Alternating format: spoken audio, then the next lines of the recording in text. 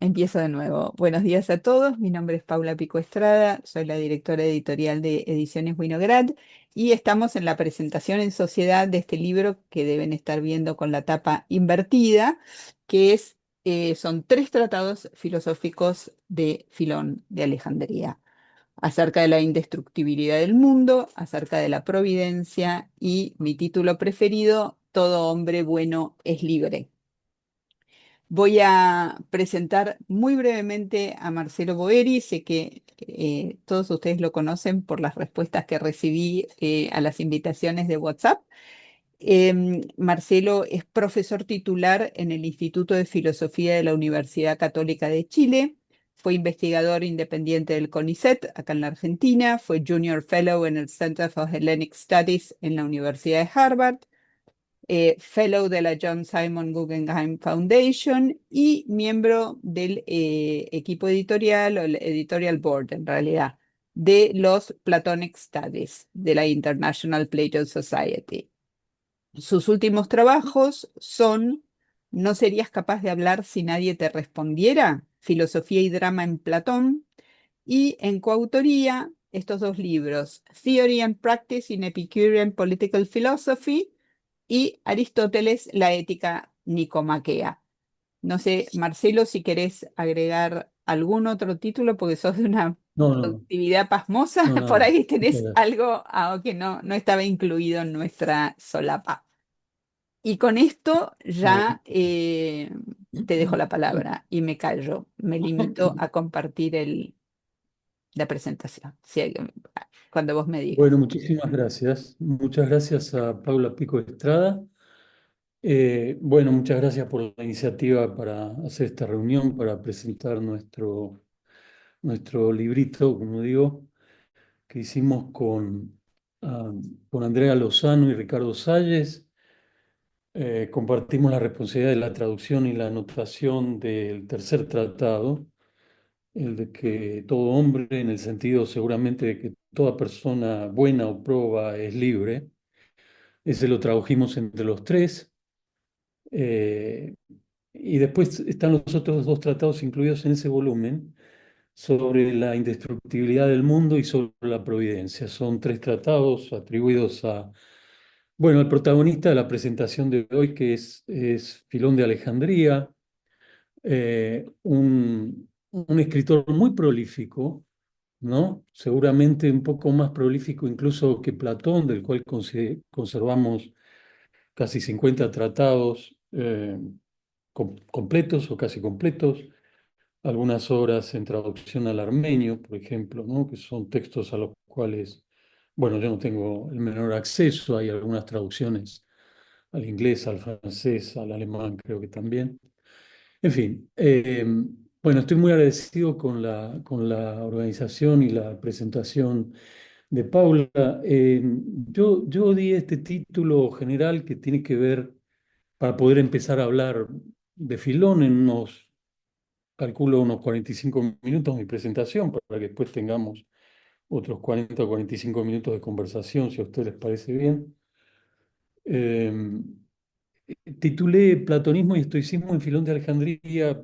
Esto tiene que ver con algo que yo escribí y publiqué hace muchos años, 15, y que tiene que ver, digamos, con mi trato con este autor, con este hebreo de Alejandría, que parece que vivió prácticamente toda su vida en Alejandría, que escribe en griego, afortunadamente, y no en hebreo, y que, bueno, ahí en la primera lámina que Paula probablemente está pasando ahora, hay una cantidad de referencias muy rápidas, la época en que se supone que nace y muere, entre el 15 a.C. y el 50 después de Cristo, y es sin duda ninguna, independientemente de, digamos, de lo atractivo o poco atractivos que sean sus tesis, sus ideas y argumentos, es sin duda una de las figuras más importantes, ¿no? Del mundo greco-romano de principios de nuestra era, ¿no? Eh, Tuvo un protagonismo político interesante a finales de los años 30. Encabezó una delegación de judíos alejandrinos para presentar su caso nada menos que ante el emperador Calígula, ¿no? O sea, algo que ya de mencionarlo a mí me suena un poco intimidante, ¿no? Como probablemente ustedes pueden imaginar, ¿no? Hay un tratado de Filón que se llama Embajada a Gallo, ¿no? Y ahí está muy documentado, ¿no? Con bastante detalle este protagonismo político del que hablaba hace un segundo, documentado, claro, por el propio Filón en esa obra, donde él relata a la audiencia de un grupo de hebreos, no de hebreros, como escribía ahí con un error de tipeo, comandado por el propio Filón ante el emperador romano Calígula, ¿no? Para probablemente denunciar el pogromo iniciado por el prefecto Flaco en el año 38 en Alejandría, ¿no? Hubo una matanza importante de hebreos, digamos, ¿no? Y bueno, en fin, es muy interesante el supuesto diálogo que se supone que él tiene. Filón hace una descripción muy rápida de Gallo como una especie de mente de chiflado, ¿no? Describiendo sus excentricidades o locuras de Calígula, quien en su alocada vanidad, dice Filón, se creía un dios y además se hacía llamar un dios, ¿no? Algo que les parece naturalmente muy extravagante a Filón, ¿no? Él ahí relata que había enviado una carta a Calígula contándole de todas las penurias, ¿no?, que habían padecido el pueblo judío en el año 38, ¿no?, en Alejandría, y aparentemente reclamando o señalándole los derechos que ellos tenían como parte de personas que habitaban el imperio, digamos, ¿no? Claro, como reconoce el propio Filón, este episodio reconoce una enorme ingenuidad, ¿no?, por parte del propio Filón cuando dice que Calígula, cuando después reconoce que Calígula era un enemigo implacable, él dice de los judíos que nos sedujo en apariencia con su mirada luminosa, sus palabras amenas, etcétera, ¿no?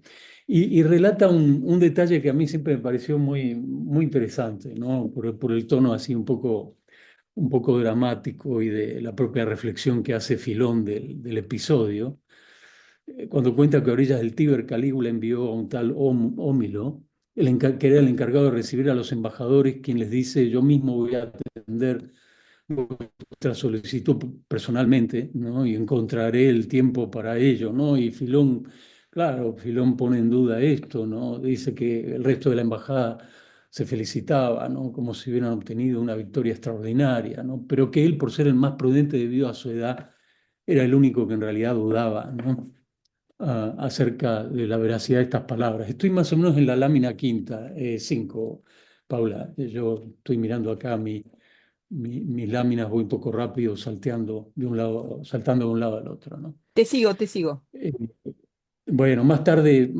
él dice, ¿no? Si tuvieran permiso de acercarse a Calígula, lo único que uno podría esperar es una muerte inevitable, etcétera, ¿no? Bueno, voy directo a la lámina 6.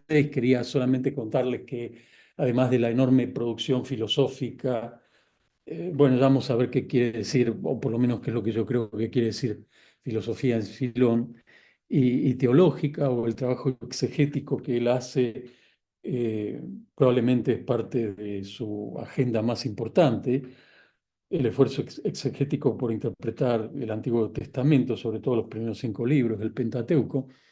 Además de eso, quería mostrar este detalle tan interesante, ¿no?, donde hay una descripción así muy vital de bueno, nada menos que de una embajada ante el emperador Calígula, ¿no?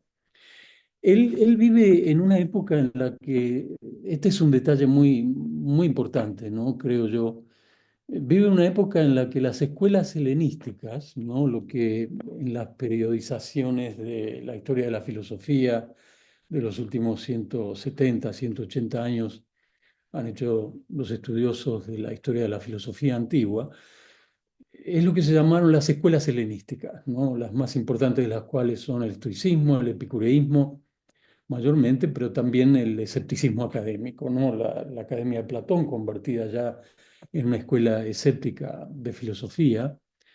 Y esas eran escuelas o movimientos filosóficos, más bien, sobre todo en el caso del estoicismo, que seguían ejerciendo una influencia muy considerable, ¿no?, Pero claro, el detalle interesante es que varios de esos movimientos filosóficos en la época de Filón, o por lo menos 50 años, o casi un siglo antes de Filón, ya no estaban exclusivamente centradas en Atenas, ¿no? El pensamiento helenístico, como digo ahí, en mi lámina 6 había llegado a Roma y a varias ciudades importantes del Imperio Romano, ¿no? Lo otro que es importante señalar es que naturalmente platónicos y aristotélicos seguían activos, ¿no? Naturalmente, aunque en estas periodizaciones de la historia de la filosofía antigua, ¿no? Se habla de filosofía helenística, como las filosofías que surgen unos 10, 12 años después de la muerte de Aristóteles. Aristóteles muere en el 322 a.C.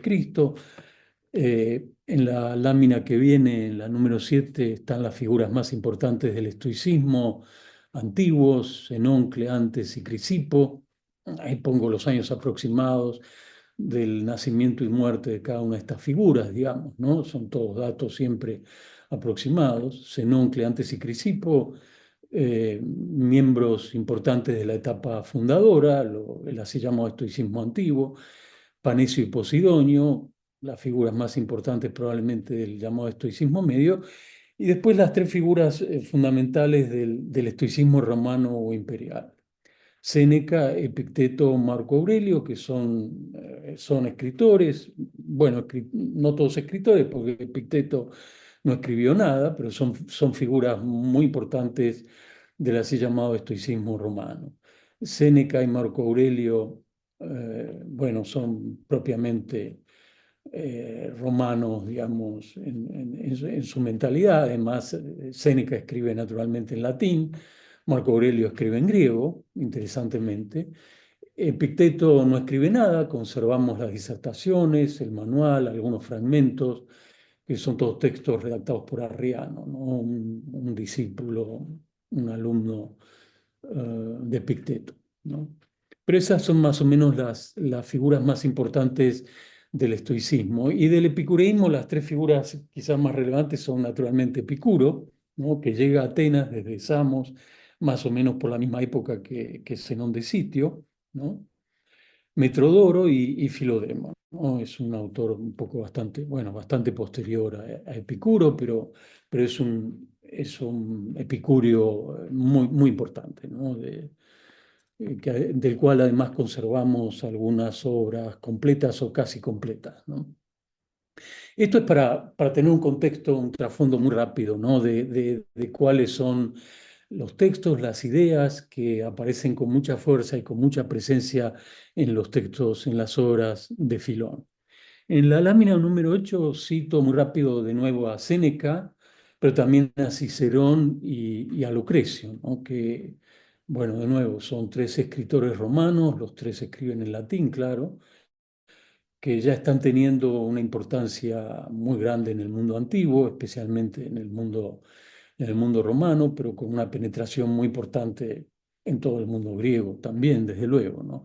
Lucrecio es una figura muy importante para la reconstrucción, como ustedes saben, del epicureísmo, ¿no? Él es un epicúreo declarado, ¿no? Desarrolla muchos aspectos de la teoría atómica de Epicuro que no aparece en ese detalle en los fragmentos que conservamos de Epicuro. Es un latín dificilísimo y también fascinante para quien le interese darle una mirada. Hay varias traducciones al español, yo creo buenas traducciones, ¿no? Lo mismo el caso de Cicerón. Cicerón es una figura peculiar porque no es una persona que adhiera de una manera evidente a ninguna escuela filosófica en particular, ¿no? Aunque hay cosas que le parecen más o menos aceptables del estoicismo. Tiene una antipatía muy especial con Epicuro y el epicureísmo. Yo creo que es un distorsionador profesional del pensamiento de Epicuro, pero esa es otra charla, ¿verdad? Bueno, déjenme ir entonces ahora directamente a Filón, una vez hecha esta descripción muy rápida de los trasfondos, digamos, filosóficos en los que muy probablemente Filón está pensando, ¿no?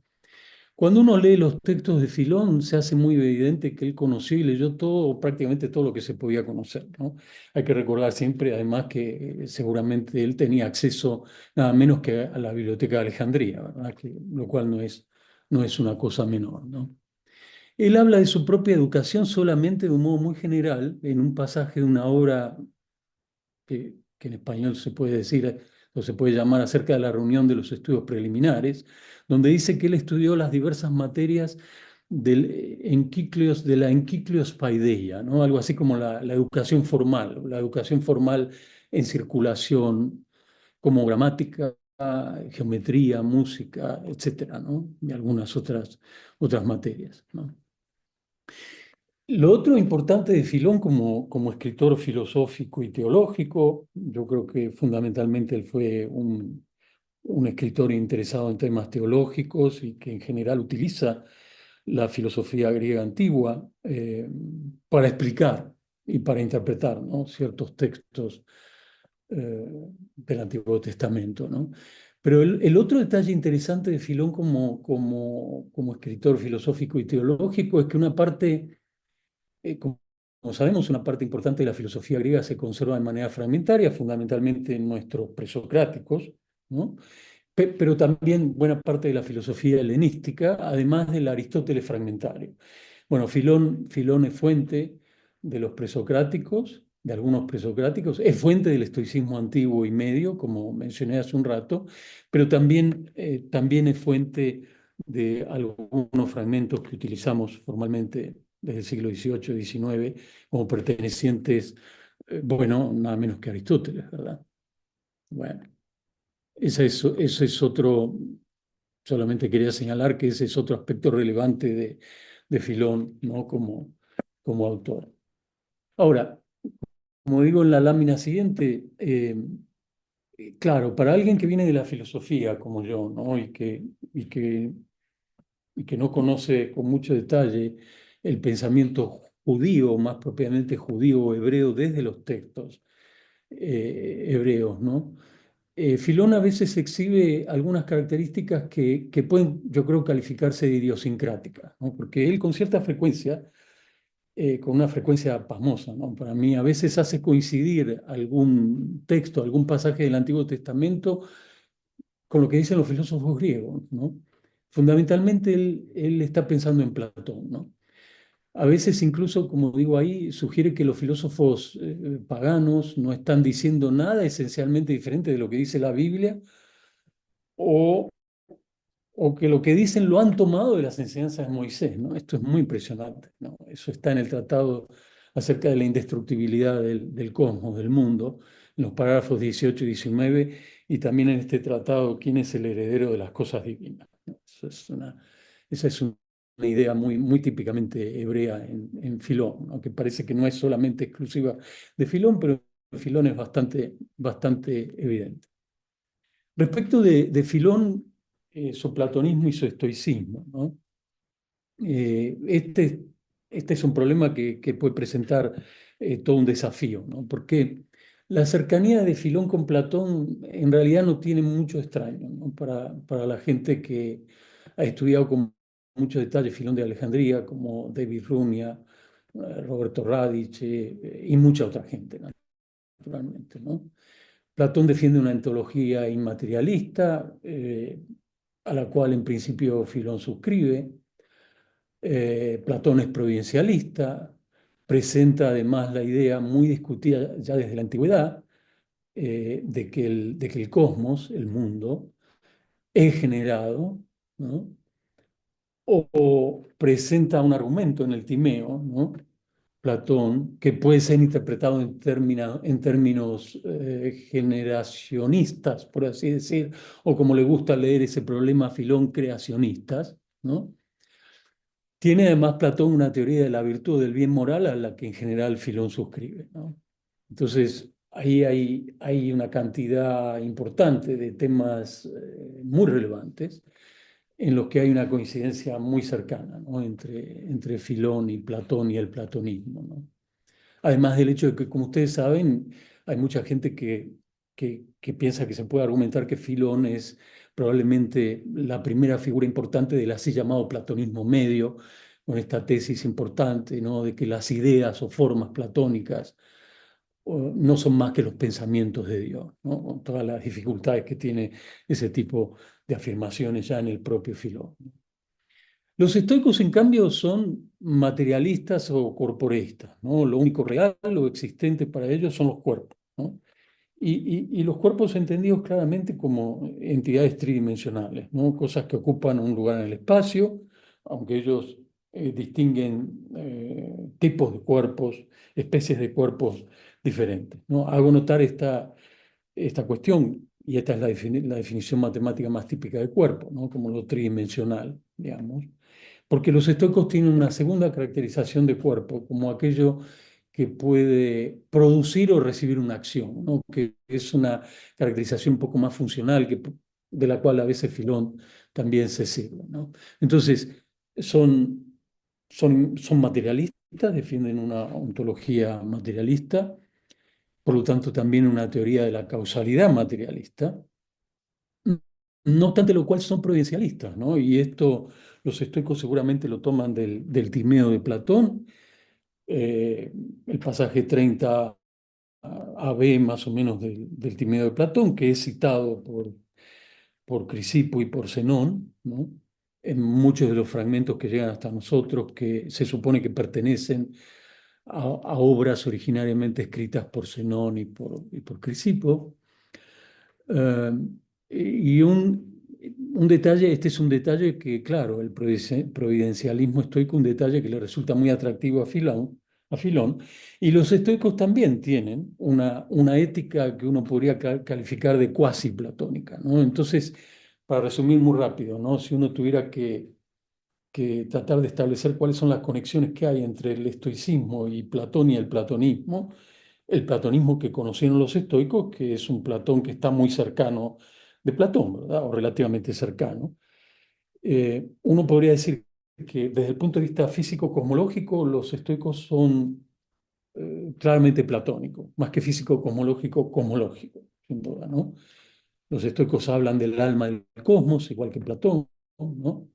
Piensan que el cosmos, y en esto hay un desarrollo un poco más pormenorizado que va más lejos del texto del Timeo de Platón, ¿no? La idea de que el cosmos es una entidad inteligente, ¿no?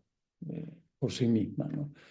Bueno, ahí en el Timeo 30b hay un par de líneas donde Platón parece ir por ese lado, pero yo no creo que tenga exactamente ese significado ahí, eso, o esa claridad, pero en el estoicismo eso es muy claro, ¿no? Entonces, desde el punto de vista de su teoría cosmológica, los estoicos están muy cercanos al Timeo de Platón. Y desde el punto de vista de su ética y en parte de su teoría de la acción, los estoicos también son muy platónicos, ¿no?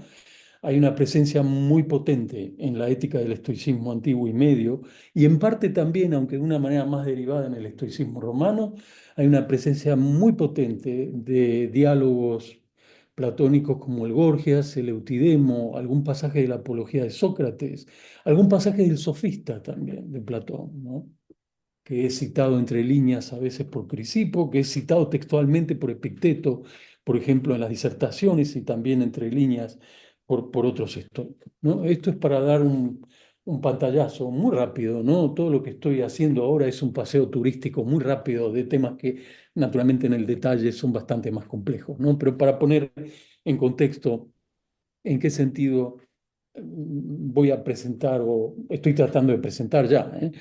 Eh, ¿Cuáles, cuáles son los ingredientes platónicos y estoicos presentes en Filón de Alejandría, ¿no? No hay la menor duda, ¿no?, de que los tratados de Filón están llenos de rasgos estoicos, ¿no? Y que en general, a mi juicio, son en muchos casos funcionales a lo que Filón se propone mostrar, ¿no? Y en ese sentido, él a veces parece incorporar ciertos enfoques estoicos como recursos explicativos apropiados para lo que él quiere mostrar, digamos, pero que son a veces cuestiones de detalle, pero cuestiones de detalle muy importantes, ¿no? O sea, un ejemplo importante de lo que quiero decir es lo que aparece en la lámina número 13, ¿no? Que es un pasaje tomado de la alegoría de las leyes. Entre paréntesis, la sigla SB son los Stoicorum Veterum Fragmenta de Hermann von Arnim, ¿no? Von Arnim cita este pasaje. Von Arnim no tenía la menor duda de que este pasaje es un texto estoico, digamos, que Filón lo que está haciendo es citar o parafrasear un pasaje que estaba en un libro de Crisipo, ¿no? el libro de Crisipo, que para nosotros está perdido, pero que probablemente Filón tuvo a la vista o leyó un resumen, ¿no? Filón acá lo que hace es reproducir casi a la letra la estructura estoica de la psicología de la acción.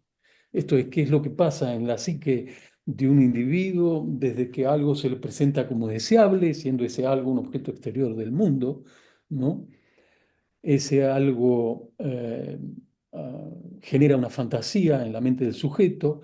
Las fantasías estoicas, las representaciones o presentaciones estoicas tienen carácter proposicional o simplemente a veces son proposiciones y uno puede prestar asentimiento o no a esas proposiciones.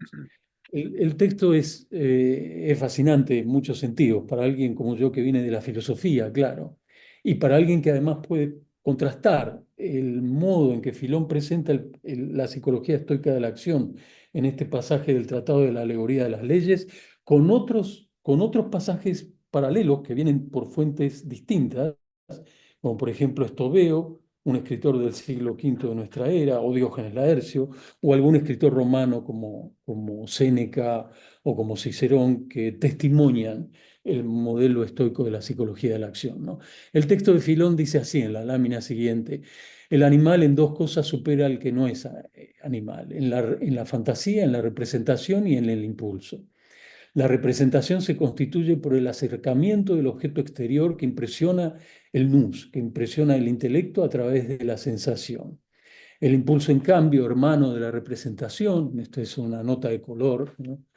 Muy típicamente filónica, gracias al poder tensional del intelecto. Esta expresión es típicamente estoica, lo de la tonique dynamis, poder o fuerza tensional del intelecto, que este extiende a través de la sensación, entra en contacto con el objeto y avanza hacia él cuando el intelecto se adhiere o se pega al objeto para encontrarse con él y aprenderlo. Bueno, esto dicho así, de una manera tan rápida, es chino básico, digamos, ¿no? Para alguien que no tiene una cierta familiaridad con este tipo de textos, pero esto es estoicismo básico, sin duda, ¿no?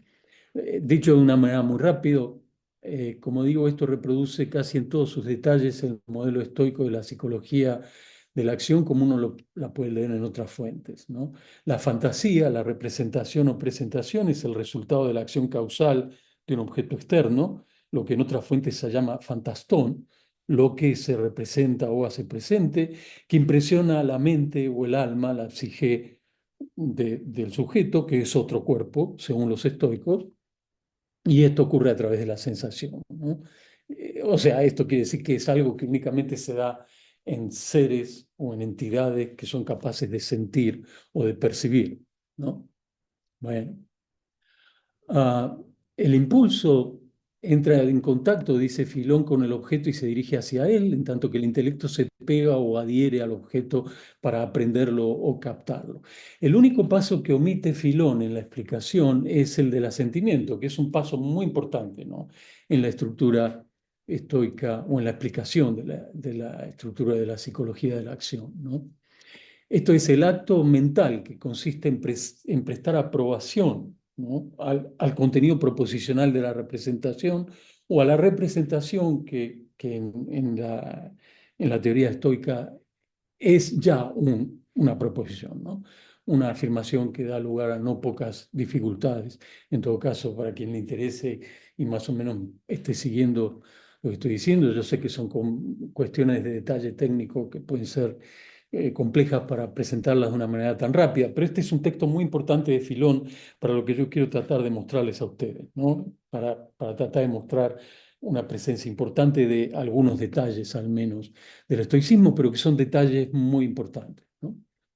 Entonces, claro, la idea estoica es esa, ¿no? Cuando yo doy asentimiento a una fantasía, si esa fantasía es impulsiva, ¿no? Los estoicos hablan de algo que llaman fantasía hormetiqué, ¿no? Una fantasía hormetiqué puede ser, por ejemplo, es conveniente, conviene, debo beber agua, ¿no? En caso de que esté sediento, digamos. Si yo presto asentimiento a esa fantasía, ese asentimiento genera el impulso, ¿no? Que es el movimiento corpóreo, ¿no?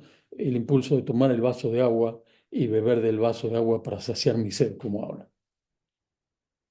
Bien, esa es más o menos la idea que hay acá y por eso me parece tan importante este tratado. Yo la verdad es que no sé cómo es la estructura de lo que pensó Paula, pero si ustedes quieren podemos dejar los comentarios y las preguntas para después o podemos hacer acá una interrupción breve para algún comentario u observación si alguien quiere hacerla. Si no, yo avanzo con mi presentación. Si me quieren interrumpir en cualquier momento, yo no tengo ningún problema en Perdón, hacerlo. Marcelo, te interrumpo yo, que Sí, dejé de compartir. Yo sí, no había pensado en ninguna estructura, pero veo que ahora vas a empezar a hablar del tratado en sí mismo. No sé si quizás sí. alguien quiere hacerte alguna pregunta antes sobre, sobre Sí, sí, esta, adelante, adelante, me digamos, parece bien. introducción básica que hiciste, bueno, básica. Digo Sí, básica sí, sí. parafraseándote a vos, de esta introducción que Adelante, adelante. hiciste al estoicismo. ¿Alguien quiere preguntar algo?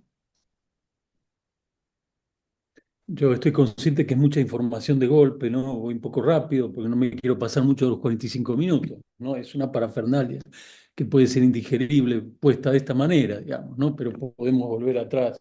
Todas las Y, caras que estoy viendo están capacitadas las conozco a todas, están capacitadas para preguntarte algo, si es que quieren hacerlo, bueno, y si no, podemos seguir, como busquen, ¿eh? si no, podemos seguir con la Bueno, yo presentación. voy avanzando Sí, y en sí, todo a ver, caso, si espera, que alguien... acá hay una nota Sí, de sí, Martín sí. de Sí. Ascenso. Ok, adelante, sí, sí. Yo los tengo ¿se pueden dar la voz a sí mismos? Martín, ¿quieres hablar?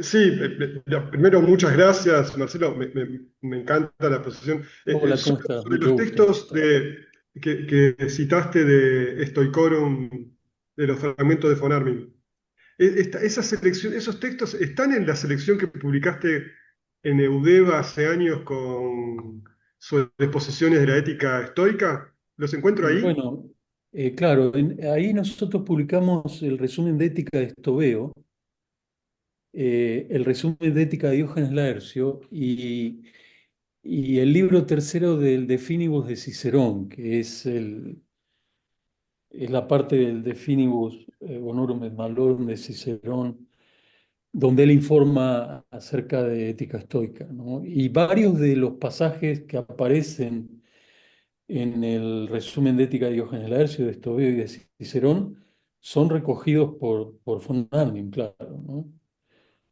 Con Ricardo Salles publicamos hace ya, qué barbaridad, 11 años, un volumen donde incluimos una selección más pormenorizada de textos que incluyen muchos de los pasajes que están incluidos en la obra de von Arnim, ¿no? Que todavía sigue siendo una obra de consulta obligada. Apareció por primera vez en 1903 y 1904, o sea, tiene ya un poco más, bastante más de un siglo. Es un texto de referencia obligada, ¿no? Porque él, en fin, reunió prácticamente todo lo que es más importante del estoicismo antiguo. Es un libro que tiene varios defectos formales, digamos, reconocidos por el propio von Arnim varios años después, ¿no? Pero que en su momento fue una obra extraordinaria y sigue siéndolo hoy, ¿no? Hay que pensar que era una época en la que no había computadoras, digamos, ¿no? Y von Arnim logró hacer eso, digamos, ¿no? Pero sí, sí, como te digo, ¿no? En ese libro, varios de esos textos que están ahí, lo que pasa es que lo que nosotros pusimos ahí son los resúmenes completos, ¿no? En von Arnim a veces una de las deficiencias que tiene es que él cita textos muy tomados fuera de contexto, ¿no? Y si no tienes el contexto claro, es muy difícil entender de qué están hablando o cuál es el argumento más o menos claro, ¿no? En fin, ha habido varias Ahora, cosas muchas gracias. posteriores a von Arnim, ¿no? Sí, Yo tengo Bueno, una preguntita, sí, si puede sí, ser. Gabriel, adelante. perdón. Bueno, primero de todo, felicitaciones, Marcelo, por este nuevo trabajo. Felicitaciones a la editorial también. Y muchas gracias por organizar este encuentro. Mi pregunta tiene que ver con cómo las tradiciones se representan a sí mismas internamente y en ese sentido la figura de Filón me parece sumamente interesante porque representa un cruce. Y quería preguntarte si vos detectaste alguna manera especial en que Filón hace referencia a las distintas escuelas y al pensamiento griego en general. Creo que era la lámina 5 o 6, vos pusiste los filósofos griegos, filósofos paganos. Eh, Quería preguntarte si te acordás cuáles son algunos términos que Filón usa, o si hay alguna obra que vos me puedas sugerir donde Filón haga referencia a escuelas o el pensamiento griego en general, como para que vea cómo él denomina y Mira, representa a las sí, tradiciones. Gracias. sí. En estos tres tratados que incluimos en el libro que hicimos con Andrea Lozano y Ricardo Salles, bueno, encuentras por todos lados términos griegos típicos de la filosofía griega clásica. Las citas explícitas que habitualmente hace Filón de la filosofía griega clásica son, yo diría que en un 90% de Platón. O sea, el héroe filosófico de Platón, de Filón, es Platón. Pero la presencia del estoicismo griego en Filón es muy potente también, ¿no? Él se pelea todo el tiempo, ¿no? En el Tratado de la Indestructibilidad del Cosmos con los estoicos, pero ahora yo voy a mencionar algunos términos que van a aparecer en las láminas, ¿no? Pero bueno, términos como idea, eidos, arete, caquía, en fin, virtud, vicio, Perdón, términos mi pregunta técnicos. iba más a, por ejemplo, stoikos o platonikoi o Bueno, sí, expresiones. sí, la palabra estoico, estoicos, aparece por todos lados en el Tratado de la Indestructibilidad del Cosmos, pero también en muchos otros tratados. O sea, él no oculta su deuda con Platón, además él en cierto modo se siente platónico, sin duda, ¿no? Eso no tiene ningún problema para él. Además, él cree que Platón habla de las cosas que ya hablaba Moisés, digamos. Entonces, Platón en realidad no está descubriendo nada extraordinario, pero a él le sirve Platón para dar una explicación, probablemente uno podría decir, ¿no? Aunque Filón seguramente si escuchara esto tendría razones para estar en desacuerdo, pero uno podría decir que él muchas veces usa los textos platónicos para darle una especie de trasfondo racional a ciertas sugerencias que aparecen en el Antiguo Testamento. Pero la presencia de no solo de los términos de la filosofía griega, y las referencias por el nombre Aristóteles o algunos aristotélicos como Critolao y gente así, menciona por el nombre a Crisipo de Solos, al estoico, por supuesto a Platón lo menciona por el nombre muchísimas veces, pero no, además te quería decir, no solo es muy evidente la presencia de términos técnicos de la filosofía griega, sino también de argumentos, ¿no? Como este que estoy mostrando ahora acá. Aparece la palabra fantasía, la palabra jormé. Esos son términos técnicos del estoicismo antiguo, por ejemplo, ¿no? Que en la época de Filón, bueno, esos eran ya ideas y argumentos y términos que ya estaban casi fosilizados, por así decir, en el uso técnico que se hacía bueno, en fin, en las discusiones intelectuales, filosóficas y o teológicas de la época. No sé si capto o si eso es exactamente lo que quería, ¿no? O sea, Muy bien, muchas gracias. Y también ¿sí? voy a, como vos decís, revisar este tratado que está lleno de referencias. Así que muchas gracias. Sí, No, sí, sí, sí. sí, sí. Él menciona por el nombre a muchos filósofos griegos. A Epicuro lo menciona varias veces, a Platón, por supuesto, como digo, también a Aristóteles, también a algunos presocráticos, como Heráclito, en fin. Es evidente que él leyó probablemente todo lo que se podía leer, ¿no? Tenía acceso nada menos que a la Biblioteca de Alejandría. Este es un detalle no menor, ¿no? O sea, es como tener acceso a la biblioteca de la Universidad de Heidelberg, de Harvard y otras tres o cuatro más de esa talla, digamos. La biblioteca, imagínate, ¿no? O sea, hay muchos textos que pasaron por las manos de Filón y llegaron a nosotros gracias al hecho de que pasaron por las manos de Filón. Y por eso Filón aparece, bueno, aparece como fuente de los presocráticos y aparecen varios fragmentos atribuidos a Aristóteles, nada menos. tenía él acceso a la probablemente biblioteca todavía, y usaba ese acceso. Eso sí, perdón, tenía acceso a la biblioteca y usaba el sí, acceso. Eso es no, evidentemente, importante, claro, porque otros sí, tenían sí, claro. acceso, pero él era fanático, digo, No, pero era una persona este era un dedicada a señor esto. que había leído todo lo que se podía leer, ¿no? Cita a Homero, naturalmente, a los poetas, Hesíodo, aquí y allá, por todos lados. O sea, los trágicos, aparecen varios fragmentos de Eurípides, son citados por Filón. O sea, en ese sentido, el valor de Filón como fuente de la filosofía griega antigua y también de las ideas teológicas que vienen del pensamiento griego antiguo es muy importante, ¿no? Es una especie de bisagra, digamos, entre el pensamiento griego antiguo, el judaísmo y después el pensamiento cristiano primitivo de los primeros 3, 4 siglos, digamos. Pero claro, Una probablemente él pregunta. tenía todavía el conjunto de rollos que eran los libros del Tratado de Crisipo acerca de la providencia, por ejemplo, o de algún texto de Aristóteles que se perdió para nosotros, por ejemplo, ¿no? En fin, en ese sentido, sí, es muy evidente, ¿no? Que las lecturas de él eran enormes y omniabarcantes todo el tiempo, ¿no? Y además Marcel, hay un esfuerzo más o menos claro por tratar de articular, ¿no? La teología griega antigua, con la teología hebrea, con el pensamiento filosófico, o lo que él entiende por filosofía. Vamos a ver, es muy interesante eso, ¿no? eso te quería Ese es el tipo de preguntar, cosas si que a mí querías me pasar resulta muy idiosincrática, ¿no? si ¿Puedo querías ¿Perdón? hacer una retomar. mini Sí, preguntita? sí, Una pregunta muy, muy breve, sí, ¿puedo todavía? sí, sí. Bueno, hola Marcelo, muchas gracias por la ¿Qué tal? ¿Cómo te va? exposición y por lo que viene.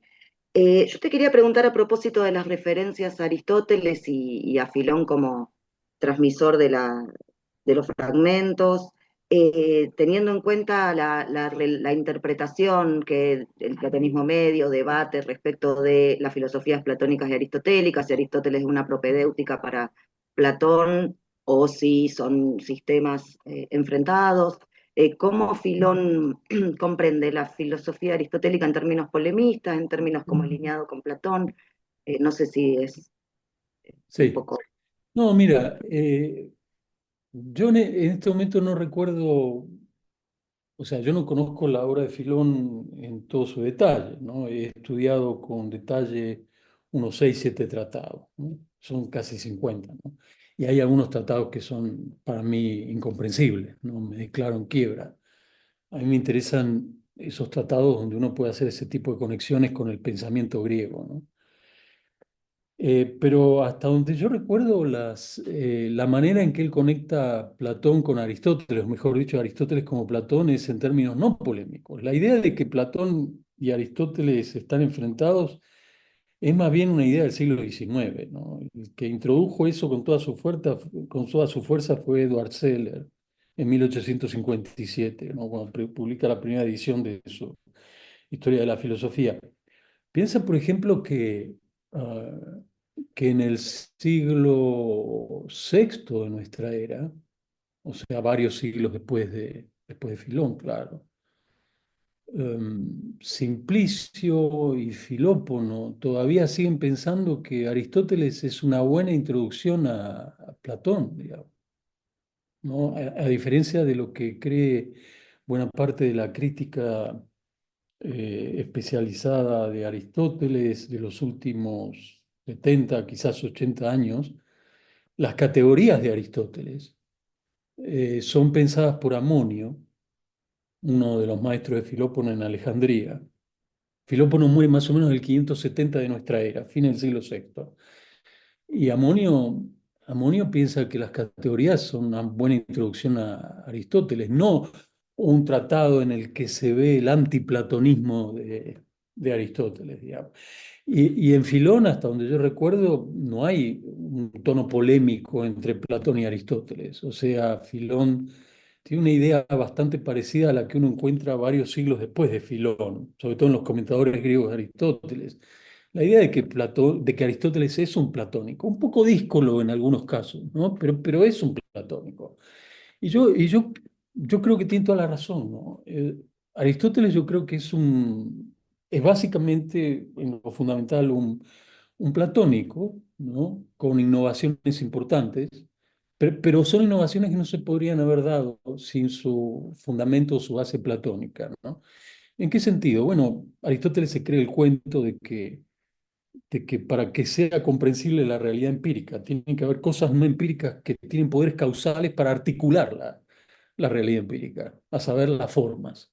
Bueno, claro, claro, ¿no? Pero las formas no existen independientemente del compuesto. Ok, esa es una innovación importante de Aristóteles.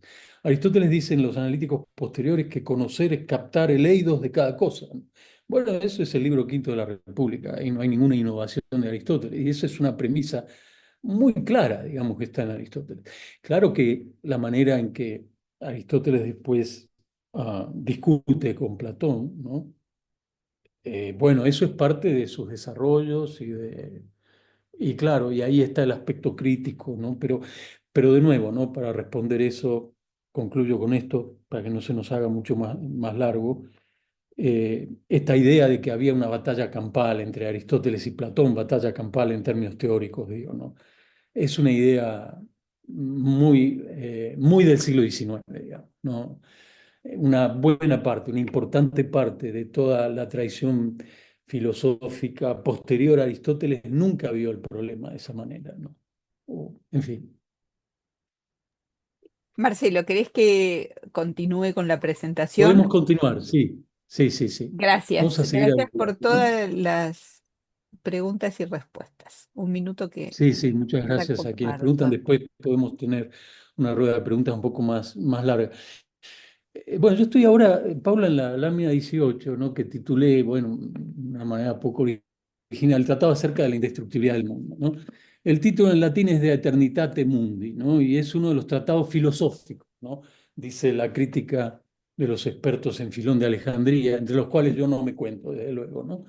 Yo soy una especie de diletante, digamos, de Filón como fuente de la filosofía griega y como un autor de tradición judía, ¿no? Que recibe el pensamiento griego, ¿no? Y que lo proyecta a lo que viene después de él, ¿no? Sobre todo con el inicio de los 3 o 4 primeros siglos del cristianismo. Pero esta obra forma parte de lo que llaman los expertos en Filón tratados filosóficos, ¿no? Eh, claro. ¿Y por qué dicen que son tratados filosóficos? Bueno, porque se discuten temas filosóficos. Filón argumenta filosóficamente, ah, eh, y además la presencia de los textos del Antiguo Testamento está reducida a un mínimo, digamos, ¿no? Pero como digo ahí, lo complicado para quien viene de la filosofía, no de la teología judía, ¿no? Es que Filón ensaya una descripción rápida, ¿no? De ciertas cosas como la teoría de la acción, ¿no? que mencioné recién, ¿no? Pero siempre en el contexto de una interpretación de una sentencia bíblica, porque esta descripción de la psicología estoica de la acción, que aparece en la alegoría de las leyes que comenté hace un rato, es para tratar de explicar un pasaje del Génesis, donde dice, pues Dios no hizo llover sobre la tierra, ni había ningún hombre para trabajar la tierra, ¿no? Esto para alguien que viene de la filosofía como yo, cuando lee por primera vez esto es chino básico, ¿no? Entonces, claro, uno tiene que recurrir a los expertos en pensamiento hebreo antiguo, ¿no? Para ver cómo él conecta la teoría de la acción estoica con eso, ¿no? Y esa es la explicación que da Filón en la siguiente lámina. La frase no había ningún hombre para trabajar la tierra significa que la idea de hombre no trabajó la idea de sensación. Y dice Filón, pues mi intelecto y el tuyo trabajan la aistesis a través de los aestetá, de los sensibles, de las cosas sensibles, en tanto que la idea de intelecto, dado que no es un cuerpo particular propio, no trabaja la idea de sensación, porque si la trabajase, la trabajaría a través de lo sensible, pero en las ideas no hay nada sensible. Bueno, ustedes pueden ver acá, por supuesto, el platonismo de Platón con la noción de idea, la tesis de que la idea o forma en el sentido platónico que Filón incorpora tiene un carácter activo, etc., ¿no? En fin, bueno. Bueno, esto resulta útil para Filón, como digo ahí, para mostrar no solo que hay una especie de interrelación entre los diferentes poderes anímicos o psíquicos del ser vivo, sino también que hay una suerte de relación de codependencia entre diferentes facultades anímicas, a punto tal que sin la sensación el intelecto no podría actuar según la sensación, dice Filón, si Dios no le enviara lo sensible como una lluvia, etc. Bueno, paso rápido eso, me voy a la lámina número 22. La descripción que presenta ahí Filón enfatiza una idea muy platónica que está presente en el Teeteto de Platón, también en el Sofista, una idea muy platónica que además los estoicos recogen como propia, que es la idea según la cual eh, la sensación tiene un carácter pasivo, ¿no? Y el intelecto tiene un carácter activo, ¿no? Pero además lo otro que aparece en este pasaje de Filón, que está presente en estos dos textos de Platón, el Teeteto y el Sofista, y que adquiere un nuevo empuje en la cosmología estoica y también en la ética estoica, es que no hay activo sin pasivo ni pasivo sin activo, ¿no? Es esta idea de que entre dos cosas A y B del mundo, si A es lo activo y B lo pasivo, A es lo activo porque tiene algo respecto de lo cual actuar, ¿no? Y B es lo pasivo porque recibe o es capaz de recibir la acción de algo, ¿no? Esta es una premisa filosófica que viene de Platón y del platonismo clásico, que es fundamental para dar cuenta de este tipo de pasajes en la exégesis que hace Platón del mismo texto del Antiguo Testamento, ¿no? Bueno, ahí voy a pasar lo de la teoría de la acción para no repetirme, ¿no? Estoy ahora en la lámina 23, ¿no? Ahí les pongo los títulos griegos de la obra, el Perías Tarcías tu Cosmu, el tratado acerca de la indestructibilidad del mundo, que forma parte junto con el Peripronoias, el tratado acerca de la providencia, y este otro, Peritu Pantas Pudaion Eina y Eleutheron, ¿no? Que todo bueno, que todo probo, como traducen al latín, es libre. Y un tratado de Animalibus que se conserva en armenio, ¿no? Y estos son los así llamados de nuevo tratados filosóficos de Filón, ¿no? Y se les llama filosóficos por la razón que di hace un momento, ¿no? Es evidente que Filón argumenta filosóficamente, pero además parece haber un esfuerzo consciente por no darle demasiado protagonismo a la escritura, digamos, ¿no? A los textos antiguos. Bueno, esta lámina con esta referencia con la podemos pasar muy rápido, la lámina 24, ya estoy en la 25, ¿no? Ah, eh, bueno, en realidad ya estoy en la 26, Paula. Para Filón, la afirmación de que el cosmos fue hecho por Dios es como otras, más que una tesis filosófica, yo creo, una tesis teológica apoyada fundamentalmente en la autoridad del Génesis, ¿no? Ahora, la afirmación combinada de que el mundo es creado o producido, ¿no? Y eterno, eso puede verse como una aserción más filosófica que teológica. Además de que aparece en un pasaje memorable del Timeo de Platón, en el pasaje 41a-b del Timeo de Platón, ¿no? En la medida en que no es tan obvia, ¿no? No es tan obvio en el texto bíblico que a pesar de que el cosmos tenga un origen, sea no obstante eterno. Pero además, esta es una afirmación que aparece de manera explícita en el Timeo en el Timeo de Platón, claro, y que Filón la recoge como propia y la incorpora como propia, ¿no? Uno siempre puede sugerir que esta aparente antítesis entre tratamiento filosófico y teológico de un tema simplemente se podría resolver si se atiende al hecho de que la palabra filosofía en Filón, estoy en la lámina 27, puede significar tanto la filosofía griega, como la entendemos nosotros, o como la entendían Platón y Aristóteles y los estoicos y Epicuro, se puede entender tanto de esa manera como como el estudio e interpretación del Pentateuco, ¿no? Hay varios pasajes en las obras de Filón donde Filón hace este tipo de sugerencias, ¿no? El hecho es que él parece tratar ambos dominios como diferentes, de todas maneras, el más estrictamente filosófico y el más estrictamente teológico, aun cuando en ocasiones utilice algunos argumentos tomados de los filósofos para mostrar, en mi opinión, y esta es una afirmación que seguramente es muy discutible, para mostrar la razonabilidad de una tesis mosaica, como por ejemplo que Dios existe, ¿no? O sea, Filón no tiene la menor idea de que Dios existe, no tiene la menor idea de que Dios creó el mundo, etc. Pero él encuentra buena argumentación filosófica que la encuentra muy familiar, ¿no? Con algunas premisas básicas del pensamiento hebreo, ¿no? En la filosofía griega, ¿no? Y eso le sirve quizá para ordenar o presentar de una manera argumental más razonada esas afirmaciones, ¿no? En la lámina 28 hago una referencia a los esenios, ¿no? Los esenios aparecen mencionados en el tratado este de que todo bueno es libre, pero es para dar una idea de qué entiende Filón por filosofía, ¿no? Porque, claro, esenios y terapeutas son dos sectas judías que Filón conoce muy bien y que en opinión de Filón, ellos son filósofos, ¿no? Y más importante todavía para él, claro, el chauvinismo no podía pasar de lado, ¿no? Son filósofos judíos, ¿no? No son filósofos griegos ni romanos, digamos.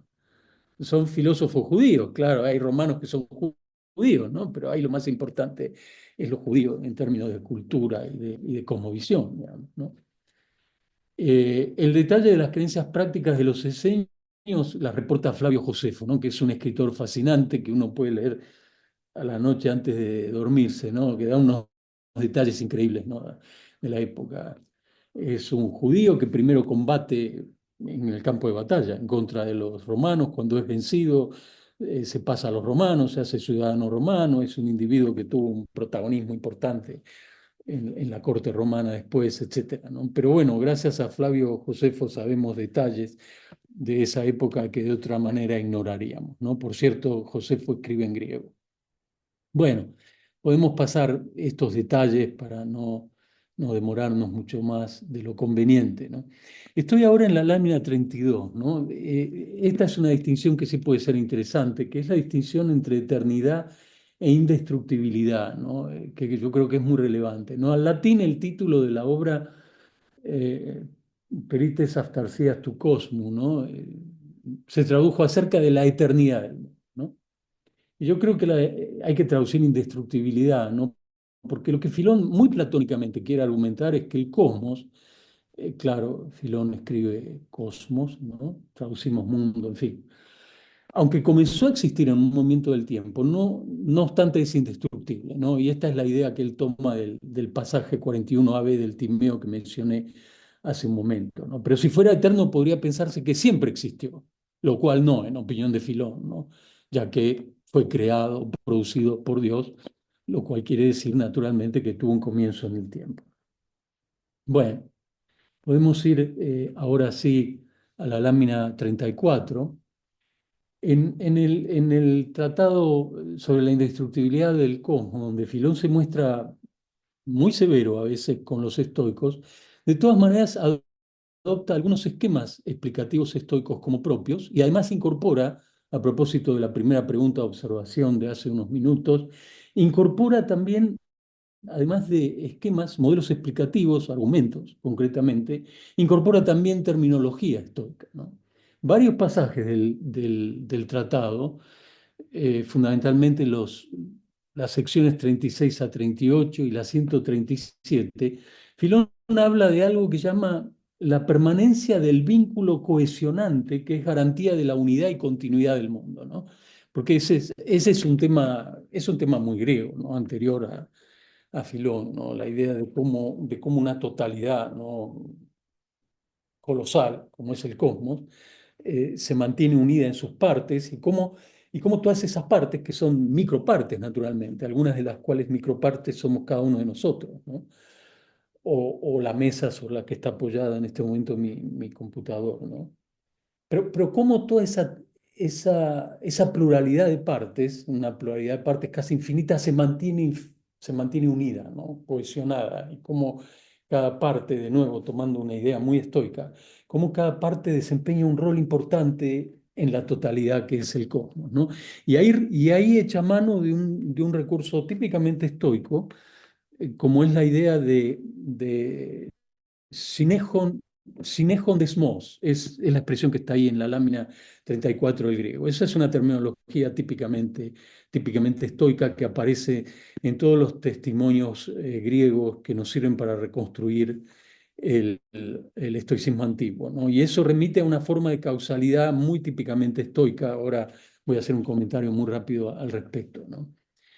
Estoy en la lámina 35, en el pasaje 37 del Tratado de la Indestructibilidad del Mundo, dice que el mundo no se destruirá, cito ahí el texto, porque la naturaleza que lo cohesiona, que lo mantiene unido, esa es la expresión, ¿no? Synechus a physis, es una expresión, de nuevo, un tecnicismo típicamente estoico, es invencible debido al enorme vigor de su fuerza, ¿no?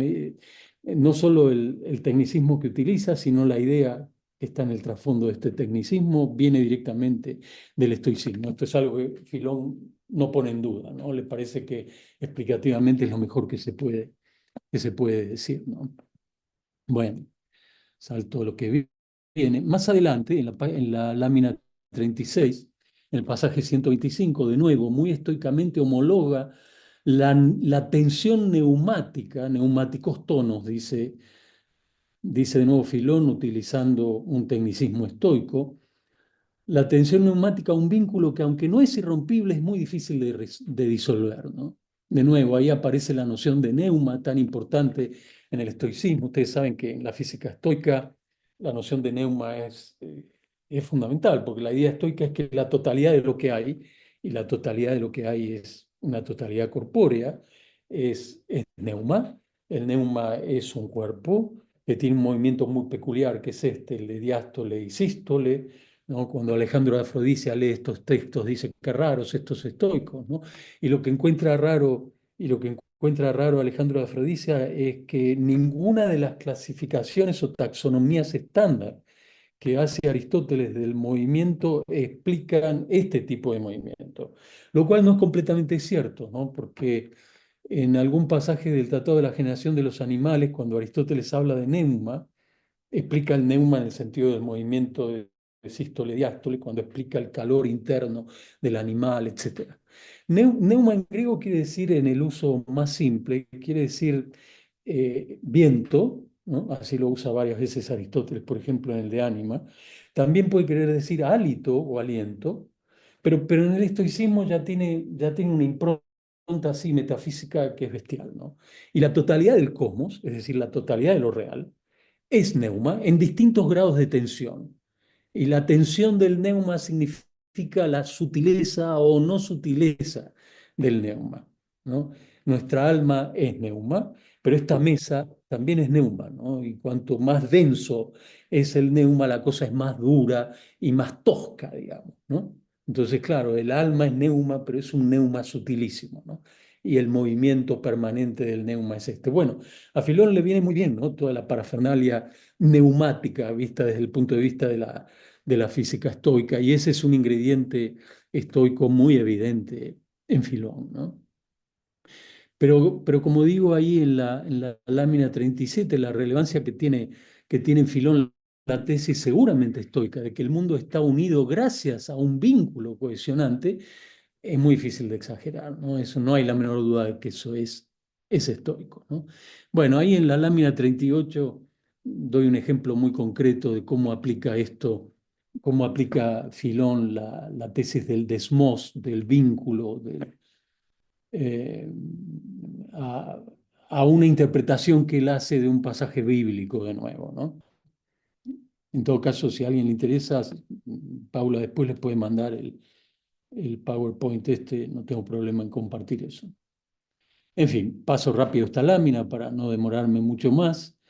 Eh, una última cosa respecto de la cuestión esta del vínculo cohesivo que mantiene unido, que remite a esta forma de causalidad que es muy peculiar del estoicismo, ¿no? Como testimonia nada menos que Galeno, ¿no? Pero ahora ya estoy en la lámina 43 para decir dos o tres cosas muy rápidas acerca del Tratado de la Providencia, ¿no? Peripronoias, ¿no? Bueno, de nuevo, una vez más, el que inaugura el debate sistemático sobre el papel de la pronoia, la previdencia o la previsión, ¿no? En un mundo ordenado teleológicamente es de nuevo Platón, ¿no? En un célebre, memorable pasaje ya en la antigüedad, Timeo 30b, pero también en otro pasaje muy importante de las leyes, del libro 10 de las leyes, creo que es el libro 10, si no me equivoco, 899D a 905D. Estoy en la lámina 43. La tesis de que el mundo es el resultado de una acción inteligente y por ende providencial de Dios no pasó inadvertida a un platónico como Filón, ¿no? Yo escribo Dios en mayúscula cuando la referencia es al Dios judeo o cristiano, digamos, ¿no? Y Dios para hablar del Dios de los filósofos griegos, para identificar las divinidades, ¿no? Porque los dioses griegos yo creo que tienen poco o nada que ver, ¿no? con el Dios judeo cristiano. Bueno, pero para que se entienda cuando uno está hablando de un Dios o del otro, ¿no? La acción inteligente de Dios, ¿no? Cuyo resultado es siempre algo bueno, esa es una tesis que aparece formulada explícitamente en el Timeo de Platón de nuevo y que Filón recoge a la letra sin discutir ni una coma. La acción inteligente de Dios no puede ser el resultado de un mecanismo ciego o de un proceso azaroso, ¿no? Este es un tema que ya estaba en discusión en Platón, ¿no? Si uno lee el Fedón o el Timeo, por ejemplo, ¿no? Para poner dos ejemplos, ¿no? Cuando Platón se pelea con los atomistas, ¿no? Que, los que según Platón, y probablemente Platón tiene razón, ¿no? Explican la generación del cosmos como una especie de movimientos azarosos, ¿no? Que azarosamente, casualmente, se combinan de manera tal que dan lugar a esta criatura tan extraordinaria que es el cosmos, ¿no? Platón, Aristóteles, pero también los estoicos, ¿no? Piensan que esa es una explicación muy poco factible, ¿no? De cómo algo casi tan perfecto como es el cosmos además, como ustedes saben, quiere decir orden, ¿no? En griego, ¿no? Cómo un orden tan potente puede ser el resultado de un conjunto azaroso de átomos, ¿no? Bueno, en fin. Esos son los debates que ustedes encuentran, por ejemplo, en el Fedón y en el Timeo de Platón, pero también en el libro segundo de la física de Aristóteles, ¿no? Lo interesante de los estoicos es que sobre la base de un modelo materialista y determinista, ellos le dan un protagonismo importante al tema de la providencia y de la teleología, ¿no? Ahora, los que desarrollan con más detalle el providencialismo en el contexto filosófico griego son los estoicos, ¿no? Los que, inspirados sin duda por Platón, hacen del modelo providencialista la explicación apropiada para dar cuenta de su determinismo teleológico. Pongo entre comillas esa expresión porque parece una especie de oxímoron, digamos, ¿no? Para Platón, aunque en el griego antiguo no hay ninguna palabra que podamos traducir o que signifique directamente determinismo, digamos. Bueno, hay varias expresiones que se pueden interpretar en ese sentido, ¿no? La idea estoica es que no hay ningún hecho en el mundo que pueda ser incausado, ¿no?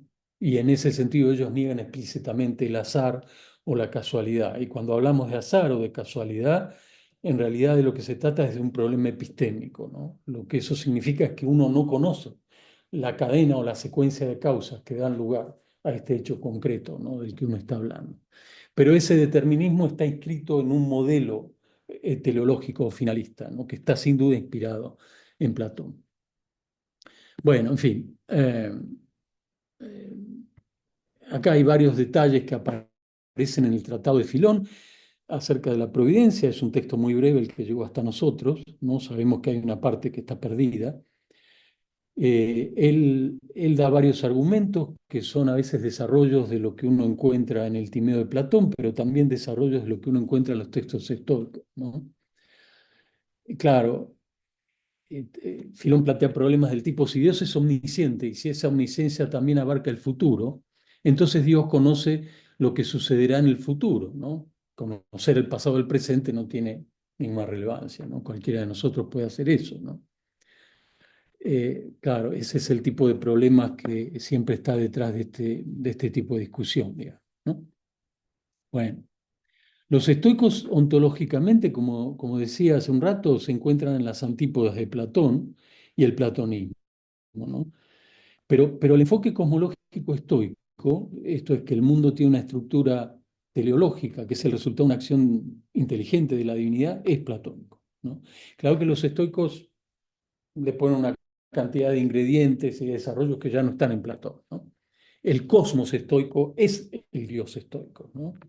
y los cambios que hay en el cosmos son fases, por así decir, en la vida de Dios. Una cosa que lo inquieta mucho a Filón en el tratado acerca de la indestructibilidad del mundo es la cuestión de la ecpírosis, ¿no? La conflagración, este incendio cósmico que sucede cada unos cuantos miles de años, digamos, que puede leerse en términos de destrucción, como lo lee Filón, o en términos simplemente de cambio, ¿no?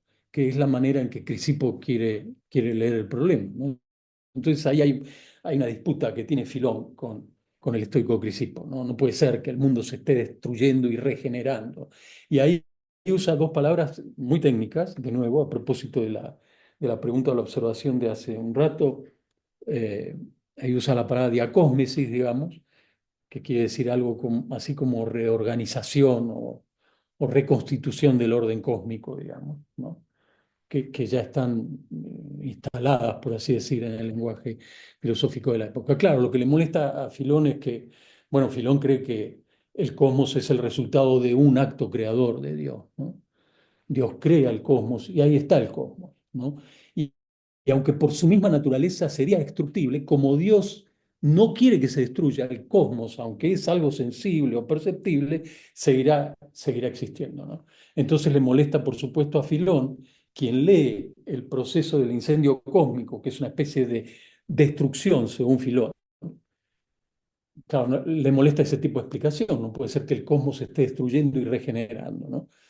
Hay un pasaje de Eusebio de Cesarea en ese tratado increíble, ¿no? La preparación evangélica, que es una fuente importantísima también del pensamiento antiguo, sobre todo del pensamiento antiguo helenístico, pero también hay muchas referencias a Aristóteles que son importantes ahí, ¿no?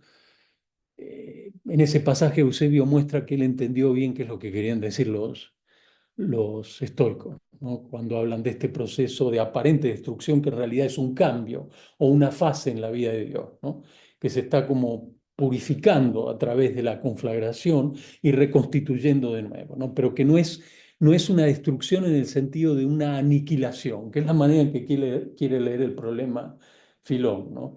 Cuando uno le dice esto a un experto en Filón, a veces se pone un poco nervioso Filón. Ah, ¿cómo? ¿Tú crees que vas a entender mejor a Filón que lo que Filón entendió los problemas? No, yo no creo eso, ¿no? Pero cuando uno analiza los textos a veces se puede ver que hubo distintas lecturas del mismo problema, ¿no? Y hay algunas lecturas que vienen de un cristiano como Eusebio, digamos, donde Eusebio dice, no, no, esto no es una destrucción en el sentido de aniquilación. Después que eso sea creíble o no es otro problema, naturalmente. Bueno, muy bien. Voy a avanzar más rápido para tratar de terminar en 3 minutos más.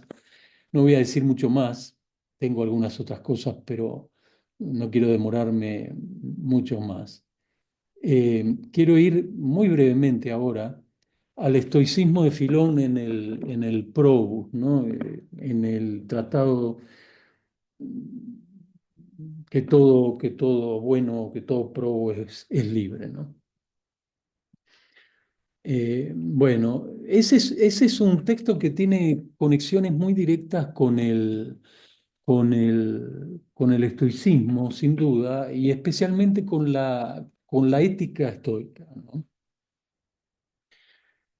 Bueno, ahí en la lámina 53 ustedes, perdón, a ver, eh, sí, la lámina 53 ustedes pueden ver ahí algunos argumentos que aparecen en el Tratado de Filón. Eventualmente podemos comentarlos con algún detalle ahora cuando conversemos. Por ejemplo, si uno ve que alguien es vendido como esclavo a bajo precio por un traficante de esclavos y cree que por eso quien ha sido vendido es un esclavo, está completamente equivocado, ¿no?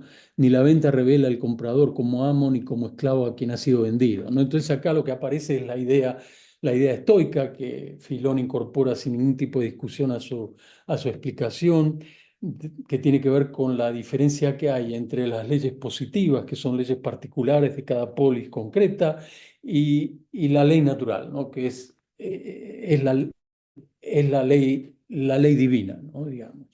Entonces, claro, desde el punto de vista de la ley natural, nadie es amo ni esclavo por naturaleza, digamos. No existe la esclavitud por naturaleza, pero tampoco existe el ser amo por naturaleza, ¿no? Ahí tienen ustedes, ese es un argumento que tiene un antecedente estoico importante, pero que acá Filón lo desarrolla en el contexto de este tratado, ¿no? Ahí en la lámina 54, las leyes de la naturaleza son más firmes que las de aquí, y éstas registran como personas libres tanto al padre como a su hijo. El sabio, gracias a su libre e inconmovible alma, se encuentra más libre de esclavitud que las fieras, etc. Ningún esclavo es verdaderamente feliz, pues no hay nada más miserable que no ser dueño de nada, ni siquiera de sí mismo. Y acá Filón retoma un tema platónico que aparece en la República de Platón y en otros diálogos, cuando él hace un intento por redefinir muy platónicamente, pero adaptando esto al contexto de que la verdadera riqueza y la verdadera pobreza o que la verdadera esclavitud no es lo que convencionalmente se entiende ni por riqueza, ni por pobreza, ni por esclavitud, ni por ser amo o dueño de alguien, en el sentido en que un amo lo es de un esclavo, etcétera, ¿no? Y la idea de Filón, que es una idea muy platónica de nuevo, es que ningún esclavo, en el contexto de la redefinición de qué quiere decir esclavitud, es verdaderamente feliz. Dicho de otra manera, yo puedo ser multimillonario y ser miserable, ¿no? Ser una persona miserable en el sentido de ser una persona extremadamente infeliz, ¿no? Bueno, estas son ideas que ustedes pueden encontrar, por ejemplo, de una manera muy clara, ¿no? En las disertaciones de Epicteto, ¿no? Que, como ustedes saben, fue esclavo, el estoico Epicteto, ¿no? En un momento de su vida, ¿no? Y ahí lo que aparece acá con una tesis básica importante, sobre todo al comienzo del tratado, es la idea esta de que el sabio vive como quiere, ¿no? Ah, pero eres esclavo, ¿no? Hay un diálogo en las disertaciones. No, no, yo no soy esclavo, ¿no? Porque tengo la fuerza de mi psique. Eh, entonces, claro, uno puede ser formalmente esclavo en la vida fáctica, ¿no? Pero si es capaz de controlar sus propias representaciones y sus pensamientos, puede ser libre, ¿no? Entonces, claro, es una idea muy desafiante, claro, pero que ya está presente en los textos de Epicteto y en estoicos anteriores, ¿no? Pero Epicteto lo presenta de una manera bastante, bastante clara, ¿no? Pero bueno, en fin, para ir terminando, voy al epílogo, ¿no? Filón no es un filósofo griego, esto es por supuesto una perogrullada. Sin él conoceríamos mucho menos de lo que conocemos del Aristóteles fragmentario, del estoicismo y de la recepción que tiene una parte importante de la filosofía griega en la bisagra, digamos, que significa el paso de ese pensamiento, el pensamiento griego antiguo, al pensamiento de los 2 o 3 primeros siglos del cristianismo, ¿no? Filón se imposta a sí mismo como el expositor más autorizado del pensamiento bíblico, contenido en los libros de Moisés, ¿no? Dice Runia en un texto de 2025 que está por aparecer en 2 semanas.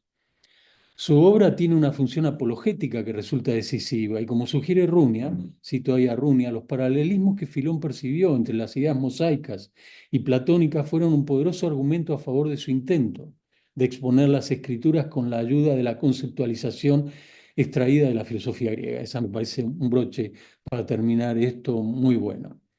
En una línea parecida, yo me atrevo a sugerir más modestamente que sin encontrar necesariamente paralelismos entre las ideas mosaicas contenidas en el Antiguo Testamento y estoicas, Filón a veces utiliza también de una manera constructiva ideas estoicas que, como he tratado de mostrar, le resultan útiles para explicar la razonabilidad de los textos bíblicos, ¿no?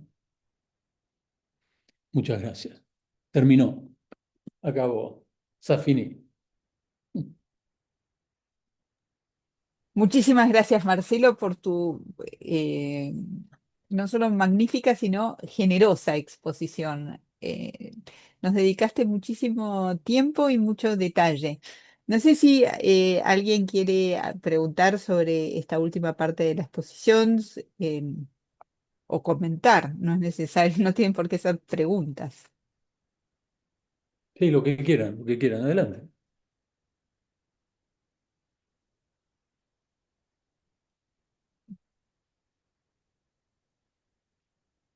Sí, Olga, estás aplaudiendo, perdón, ya te mandaba, pensé que estabas levantando la mano. No, ¿Querés no, comentar? no, sí, sí, sí, sí. No, tenía una pregunta. Bueno, Sí, adelante, gracias adelante, por por la favor. exposición. Eh, yo vengo del lado de la teología y de la Biblia, así que mi mirada Sí, sobre Filón es otra perspectiva. sí, Pero la pregunta, sobre todo con lo último que dijiste, ¿no? Eh, ¿Hasta qué punto Filón es original? Y no es el representante de un tipo de pensamiento, primero propio de Alejandría y segundo propio del judaísmo de Alejandría. Primer pregunta, ¿no? Y la segunda pregunta es, en este contexto alejandrino, obviamente exquisito desde el punto de vista filosófico, pero también teológico, yo he trabajado los textos de Platón en relación con el contexto egipcio, ¿sí? Es decir, hasta qué punto sí, Alejandría es egipcia, sí, ¿sí? claro. Y un montón de pensamientos que están en la filosofía griega también están en la religión egipcia y anteriormente, digamos, de alguna forma, ¿sí? Claro. Nada, esa era la pregunta, ¿no? Si No, no, está querías... bien, muchas gracias. Mira, yo la verdad es que no estoy seguro de que él, como mucha otra gente en la antigüedad, pero en el caso de Filón, yo no creo que él tuviera el propósito de presentarse a sí mismo como original, ¿no? La originalidad de Filón la lee mucha gente posterior a Filón, ¿no? Porque hay mucha gente, o hay gente, hay alguna gente, ya en la antigüedad, ni hablar en los últimos 300 años, digamos, ¿no? Eh, la, la, la Philonic Scholarship es una cosa infinita, ¿no? Yo no puedo seguir eso de ninguna manera. Pero ya gente en la antigüedad vio cierta originalidad en Filón en el esfuerzo por tratar de articular el pensamiento más propiamente hebreo con el pensamiento griego, que era el pensamiento griego, era el pensamiento que tenía más fuerza en todo el mundo antiguo, digamos, en esa época, ¿no? Claro, Alejandría es Egipto, pero es un Egipto helenizado, naturalmente, ¿no? Por lo menos los intelectuales de primera, segunda y quinta línea seguramente hablaban griego y escribían en griego y entre ellos hablaban el griego muy seguramente. O sea, la escuela de Alejandría, no hay que olvidar que de Alejandría no solo sale Filón, sale Filópono y Simplicio, que son dos comentadores portentosos de Aristóteles. La escuela de Alejandría, como escuela de filosofía en Alejandría, fue potentísima, digamos, ¿no? Hasta que, hasta que toda la tradición griega se traslada más a Bizancio, Constantinopla, digamos, ¿no? Yo, como te digo, ¿no?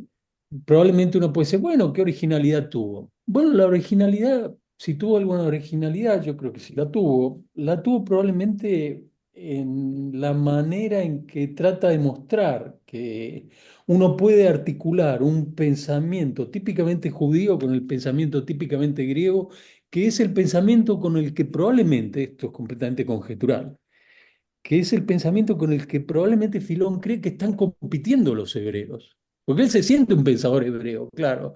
Pero ¿qué quiere decir ser un pensador hebreo en la época de Filón? Bueno, es alguien que explica el Pentateuco, digamos. Y es alguien como Filón, ¿no? Y yo creo que eso sí es un esfuerzo consciente de Filón, que me parece que tiene cierto éxito. Esto explicado por gente que entiende todos cosas que yo no entiendo, ¿no? Con mucho detalle. Todos esos trasfondos bien hebreos de Filón. ¿Cómo él articula eso para mostrar que, bueno, nosotros los judíos tenemos un pensamiento judío, claro, ¿no? Tenemos estos libros que además tienen unos miles de años, digamos, ¿no? Ustedes griegos no descubrieron nada, ¿no? Dice varias veces, ¿no? Bueno, Platón no dice nada distinto de lo que dice Moisés, claro, bueno, qué sé yo, quizá eso, dicho así, es una exageración, ¿no? Lo otro se me fue, Olga, disculpa, ¿qué era lo segundo? No estoy... El trasfondo egipcio de Alejandría, Ah, ¿sí? sí, Un poco la impronta esa egipcia, sobre todo la religión egipcia, que sí. tiene elementos que después se reflejan en la filosofía griega. Esto de la armonía del cosmos, esto Bueno, de claro, sí, sí, sí, claro. Tú sabes que la- eso es un tema muy debatido, ¿no? Hay mucha gente que dice que ese es el caso, porque claro, Zenón, Crisipo, era gente que venía de Turquía, del Asia Menor, digamos, ¿no? Hay mucha gente que piensa que no hay tal cosa, porque es un tema muy debatido, ¿no? Entre la gente que estudia, por ejemplo, el estoicismo, ¿no? Donde aparece por primera vez presentada de una manera sistemática esa idea, porque hay mucha gente que te puede mostrar que la idea del cosmos como una totalidad armónica, ¿no? Donde cada parte ocupa su lugar de una manera precisa y demás, es algo que se puede entender como un desarrollo de Platón, digamos. Hay un par de pasajes en el Gorgias de Platón, para no hablar del Timeo de nuevo, donde esa idea está presente. Lo que pasa es que hay gente que también quiere argumentar que Platón tuvo contacto, naturalmente, con el pensamiento egipcio, digamos.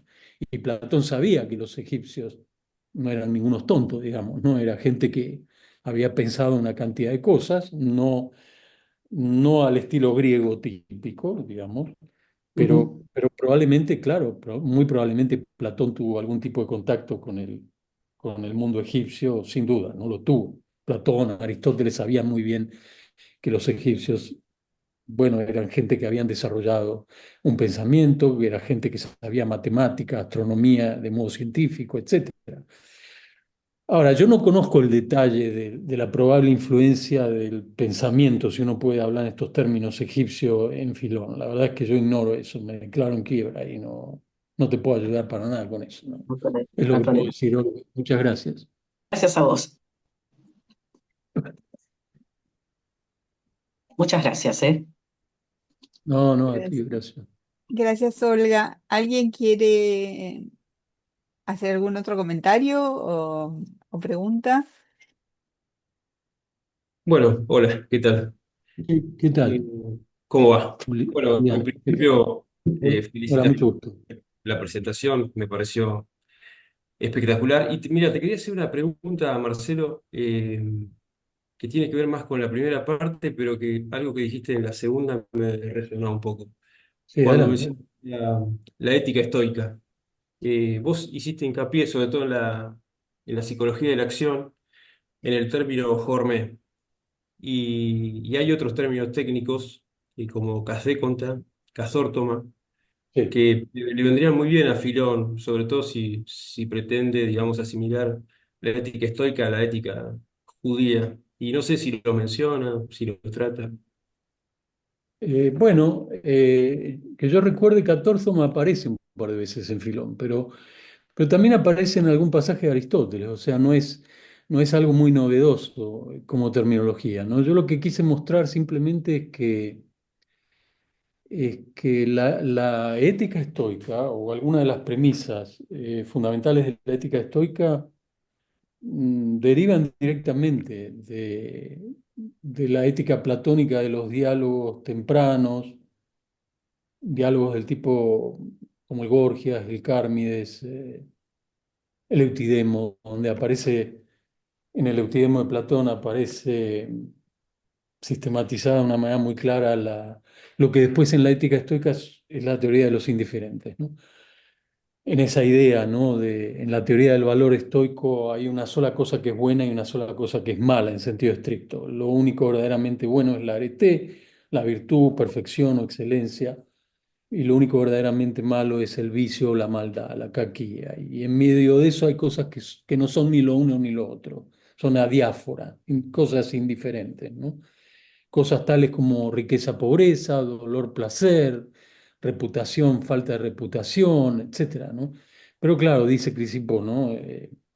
Los seres humanos, de acuerdo con la razón preferencial, preferimos el placer y no el dolor, la riqueza y no la pobreza, etcétera. Bueno, ahora, el término catórzoma o cathorthon, etcétera, es un término que ya está más o menos usado, aparece en algún pasaje de Aristóteles. Y lo que pasa es que en el estoicismo ya adquiere un valor técnico mucho más poderoso que no está antes del estoicismo.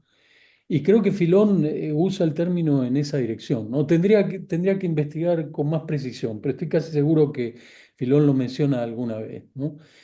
Un cathórzoma para un estoico es el acto correcto en sentido estricto. Es decir, es la acción que uno lleva a cabo según una virtud moral. Por ejemplo, actuar con moderación o actuar con justicia. Es una acción que corresponde a una de las virtudes o excelencias primarias, dicen los estoicos, ¿no? Un cacécon es distinto, es un acto debido, ¿no? Pero claro, no debido en el sentido del deber, digamos. Cicerón tradujo officium, ¿no? Que no está mal, claro, pero claro, después cuando uno traduce officium del latín al español, traduce officium por deber, ¿no? Y uno entiende eso en el marco de una teoría del deber, pero un café con estoico es más bien lo que uno debe hacer según la condición natural que tiene. Pero eso no es algo que tenga un carácter puramente moral todavía para un estoico, digamos, ¿no? Qué sé yo, un cafecón puede ser respirar, por ejemplo, o servir como embajador. Ese es un ejemplo que pone Crisipo. Un ser humano, un cafecón humano es servir de embajador de la polis en la que vive, digamos, ¿no? Claro, pero eso no tiene un valor moral intrínseco en sí mismo, ¿no? En fin, es eso, ¿no? No sé si eso te ayuda un poco, pero eso es lo que puedo decir por ahora, sí. Sí, sí, muchas gracias.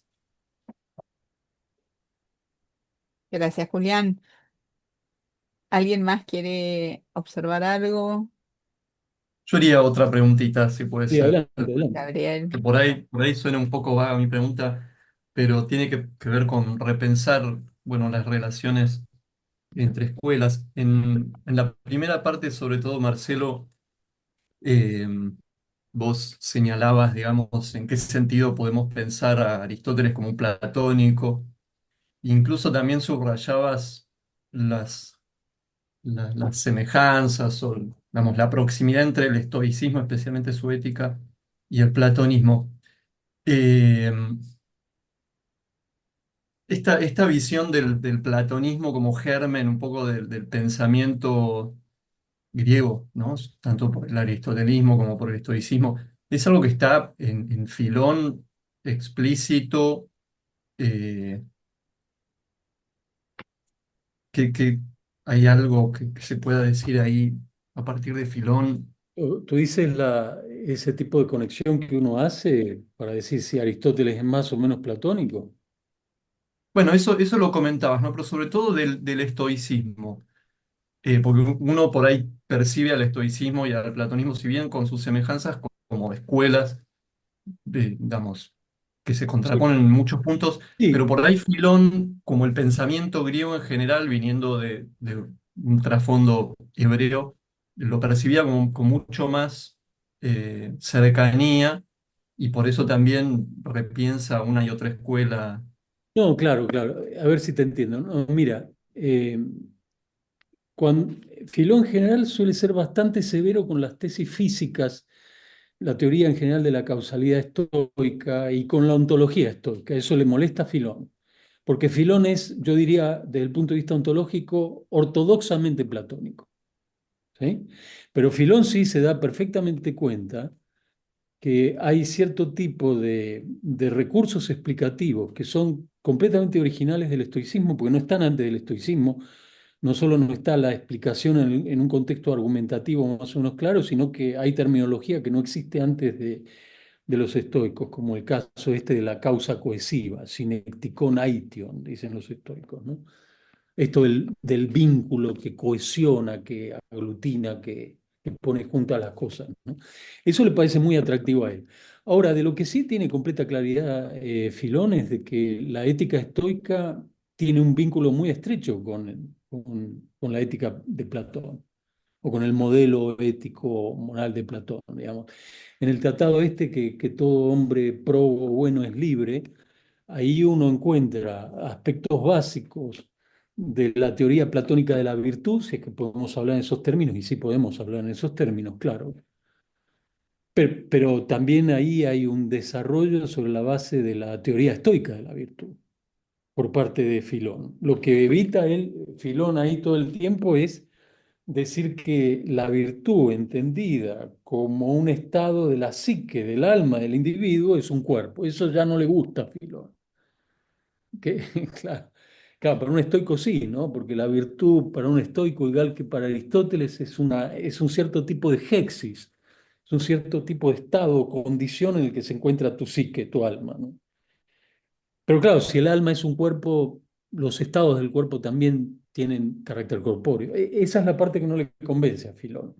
Pero en el tratado este, que todo que todo bueno es libre. Ese es un tratado absolutamente estoico desde el punto de vista de perspectivas estoicas muy evidentes, desde el punto de vista de la teoría estoica de la virtud, qué es lo verdaderamente bueno, qué es lo verdaderamente malo, cuál es la verdadera riqueza, cuál es la verdadera pobreza.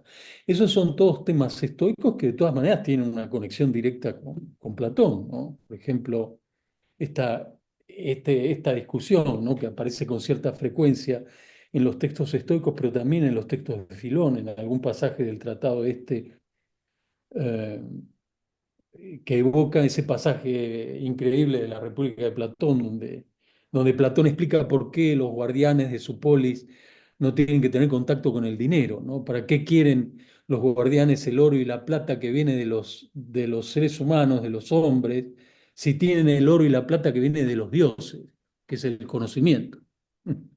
Bueno, esa es una idea muy explotada por el estoicismo y también por Filón en esa órbita de problemas, ¿no? En el sentido de cómo uno puede redefinir lo que es verdaderamente bueno, digamos.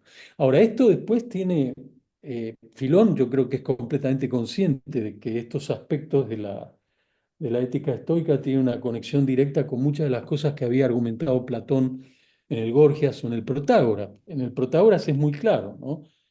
El antecedente de la teoría en que el propio Filón, desarrollando desarrollando algún argumento estoico, introduce con alguna frecuencia líneas platónicas. Es como si él tuviera arriba de su mesa abierta la República, el Gorgias y el Protágoras, y por acá el libro de Crisipo acerca de la arete y de la acción.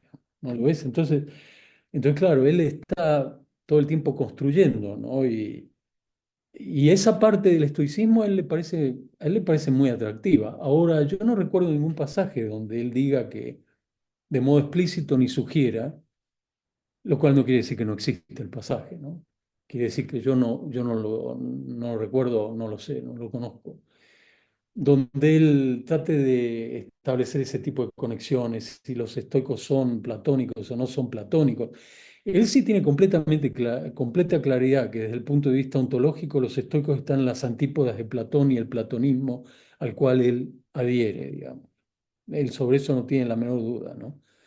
Pero cuando se trata de hablar de ley de la naturaleza, como esta ley suprema, mega ley, que está por encima de todas las normas o leyes de las ciudades particulares y demás, él está todo el tiempo citando a los estoicos. Hay pasajes que son copias textuales de textos que están testimoniados por otras fuentes griegas, que en general, hay que decirlo, son fuentes posteriores a Filón, digamos. Pero que probablemente tuvieron acceso a un material muy parecido al que está usando Filón, o casi idéntico a veces, pero claro, como por ejemplo Diógenes Laercio o Estobeo, que son dos fuentes griegas muy importantes, pero posteriores a Filón, para reconstruir la ética estoica, la teoría de la acción estoica, etcétera, ¿no? Y bueno, y después también las fuentes latinas, ¿no? Cicerón y Séneca, ¿no? Que, bueno, Cicerón y Séneca también están muy probablemente leyendo, ¿no? Un texto griego y están en su computador, están traduciendo del griego al latín, ¿no? Yo le tengo mucha antipatía a Cicerón, ¿no? Porque distorsiona mucho a veces. Sobre todo se la agarra muy mal con los epicúreos, ¿no? Pero a Cicerón le debemos muchas cosas, ¿no? Entre otras cosas le debemos haber inventado palabras que todavía usamos en el vocabulario filosófico. Cicerón inventa nada menos que la palabra enuntiatio.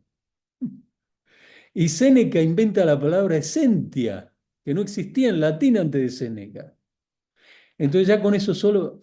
Ahora, Séneca desde el punto de vista filosófico es un tipo mucho más potente, ¿no? Yo no tengo la menor duda de eso, ¿no? Es un romano, ¿no? Es un romano. Pero claro, pero en fin, me fui un poco, ¿no? Pero volviendo a tu observación, yo no tengo claridad, ¿no? De que él esté preocupado además por establecer ese tipo de conexión, si los estoicos son más o menos platónicos, pero él sí tiene claridad que la teoría estoica del valor deriva del Platón temprano, eso no tiene, él no tiene la menor duda. lo hace saber de una manera a veces bastante clara, ¿no? Porque a veces dice, ¿no? Hos Platon lege, ¿no? Como dice Platón, tal y cual cosa, y la tal o cual cosa que dice está reproduciendo a la letra un argumento estoico. Entonces eso indica que él piensa que los estoicos están desarrollando o abrevando en algo que dijo Platón, digamos, ¿no? Pero claro, probablemente eso tiene que ver con los intereses, ¿no? Los intereses de cada uno, ¿no? Otra palabra interesante que inventa Cicerón, el jurista romano, es perceptio. Es impresionante. Después traducimos percepción. Claro que en Cicerón perceptio no quiere decir solamente percepción. Es la aprehensión, que puede ser intelectual o sensorial. Pero bueno, eso le debemos a Cicerón y otras cosas más importantes, o tan importantes como esas probablemente también, ¿no? Pero cuando se mete con los filósofos a veces comete errores que son muy impresionantes, ¿no? Bueno, a veces yo creo que son distorsiones conscientes, ¿no? Porque tiene su agenda, ¿no? Como todo el mundo, Cicerón. Bueno, en fin, no sé si eso ayuda un Muchas poco. gracias, Marcelo. Sí, buenísimo. Sí, a ti. Muchas gracias. Gracias, Gabriel y Marcelo. Marcelo, no, no te Sí, quiero retener, pero te tengo que comentar algo. no, Quiero adelante, adelante. Yo preguntarte tengo algo. todavía 10 minutos más, tengo. Estábamos hablando, creo que justo antes de que abriéramos el Zoom para que entraran los participantes, estábamos hablando de un gran especialista en Filón de Alejandría y adorable profesor que tuve la suerte de tener, y creo que Marcelo también de alguna forma, que fue José Pablo Martín. Y Sí, vos claro. nombraste a Flavio Josefo, que vendría a ser Sí, como una especie de, digamos, generacionalmente podría ser como una especie de nieto, digamos, de Filón, más o menos, algo así, sí, algo así, como unas dos sí, sí, generaciones posterior, una cosa así. Y que es un judío sí, sí, de Galilea, o sea, es de una familia de sí, claro. rabinos de Jerusalén. Yo a fines de los 90 hice un inolvidable seminario con José Pablo Martín, que era sobre un tratado de Flavio Josefo que se llamaba se llama Contracción. Sí, sí, sí, sí, ¿No? claro. Perdón, Claro, Apión, sí. no Ación, Apión, Apión, apión, contra Apión. apión.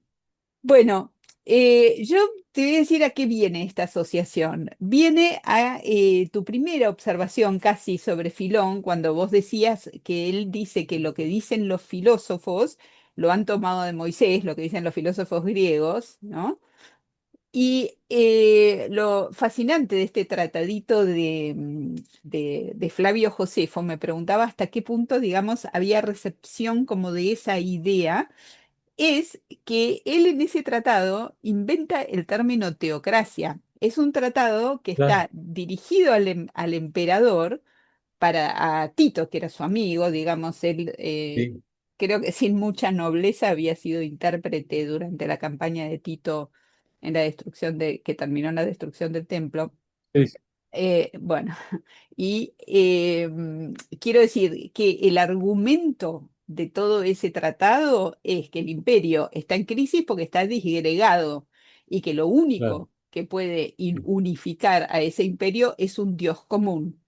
Y él Eso propone el es. Dios de Moisés, ¿no? E Sí, inventa claro. la palabra teocracia en el proceso. Em, Sí. bueno, Pero eso mirá la nada más. osadía, Digo, ¿no? es una asociación libre, pero basada en tu comentario No, sobre se cómo todos entiende, los entiende. filos... Sí. Sí. Bueno, sí, uno siempre se acuerda del episodio de Pablo, ¿no? En el Areópago de Atenas, ¿no? Dice, ustedes están buscando el Theos Agnostos. Acá está, yo lo traigo, ¿no? O sea, estos hebreos siempre tienen la solución para esas cosas, pero imagínate ir a proponerle al emperador romano, ¿no? Bueno, yo tengo el Dios para unificar el imperio, ¿no? No creo que haya tenido mucho efecto, ¿no? Pero Bueno, te voy a yo decir que mencioné el episodio de Calígula al comienzo porque es un texto increíble, ¿no? Se podría hacer una novela casi de ciencia ficción con lo que cuenta ahí Filón, porque el tipo va a quejarse, a reclamar derechos, ¿no? Habían hecho una matanza de judíos ahí en el año 38, eso está registrado, ¿no? Por distintas fuentes. Y claro, y cuando llega Filón, que entiendo que él no llega a hablar directamente con Calígula, sino con este Mólimo, ¿no? Claro, pero él ahí se da cuenta de la ingenuidad que habían tenido, ¿no? Con este señor Calígula, que se llama a sí mismo un dios, y que además después les quiere meter una estatua de él, con el nombre de Zeus, pero con el rostro y de acá de Calígula hacía dentro del templo en Jerusalén. Calígula. No sé si termina metiendo la estatua, pero claro, eso es una cosa brutal, ¿no? Bueno, para cualquiera, ¿no? Si uno es un, yo qué sé, no sé, es un cristiano creyente, que yo vengo yo, te meto la estatua de Zeus del templo, es un insulto brutal eso, ¿no? O sea, claro, claro. En fin, es una época fascinante, pero dificilísima, ¿no? Porque son encuentros de culturas o de pensamientos. Y hay, bueno, yo no sé, ¿no? Es conjetural lo que voy a decir también. Yo creo que él tenía, ¿no? A propósito de la pregunta que hizo Héctor, creo, o alguna otra persona, él tenía una idea, ¿no? De decir, bueno, sí, no, no, esto que han hecho estos griegos está muy bien, ¿no? Pero nosotros estamos acá también hace mucho tiempo, ¿no? Y tenemos estos textos, ¿no? O sea, claro, eh, si uno viene de la filosofía griega y dice, no, eso no es filosofía, ¿no? Por eso hice la referencia yo a Flavio Josefo, porque Josefo explica de qué hablaban los esenios y los terapeutas, digamos, que eran unas sectas, unos tipos rarísimos que vivían en unas cavernas, ¿no? En fin, ¿no? Bueno, para mí, ¿no? Gente muy rara, digamos, que vivían aislados en unas cavernas, etcétera, ¿no? Y Filón dice que esos son filósofos, digamos. Bueno, en un sentido amplísimo de la palabra filósofo, si uno no tiene el prejuicio griego o los prejuicios que tenemos nosotros ahora en el siglo XXI, uno puede decir, bueno, son filósofos, ¿no? Hablan de cosas vitales muy importantes, ¿no? Tratan de dar cierto tipo de explicaciones en una frecuencia explicativa que para mí no significa mucho, por ejemplo, para mí, ¿no? Pero para esa gente probablemente sí, ¿no? Pero eso es muy interesante, ¿no? Cómo usa él, Filón, digo, ¿no? El término filosofía. Cuando tú te pones a tratar de entender un pasaje del Pentateuco, eso es filosofía para Filón. Y es el esfuerzo de interpretación, ¿no? La lluvia que me manda la aistes, y bueno, ¿qué quiere decir todo eso, no? O sea, pero probablemente en ese intento exegético yo a veces pienso que eso muestra también que, como en todas las épocas, ¿no? En la época de Filón también hacía falta exégetas, intérpretes, ¿no? De la escritura, en un lenguaje que incluso podía ser muy desafiante para los intelectuales de la época, ¿no? Incluido el propio Filón, ¿no? Ahora, el tipo era una cabeza, ¿no? Y había leído todo lo que se podía leer, ¿no? O sea, todo lo que tenía a mano yo creo que lo había leído, porque en los textos, cualquier texto que uno tome, ve la cantidad de cosas que él ha leído de fuentes. La lámina esa donde cito a Kohn, que es uno de los editores, ¿no? De fines del 19, de los textos de Filón, que es la edición crítica que todavía usamos.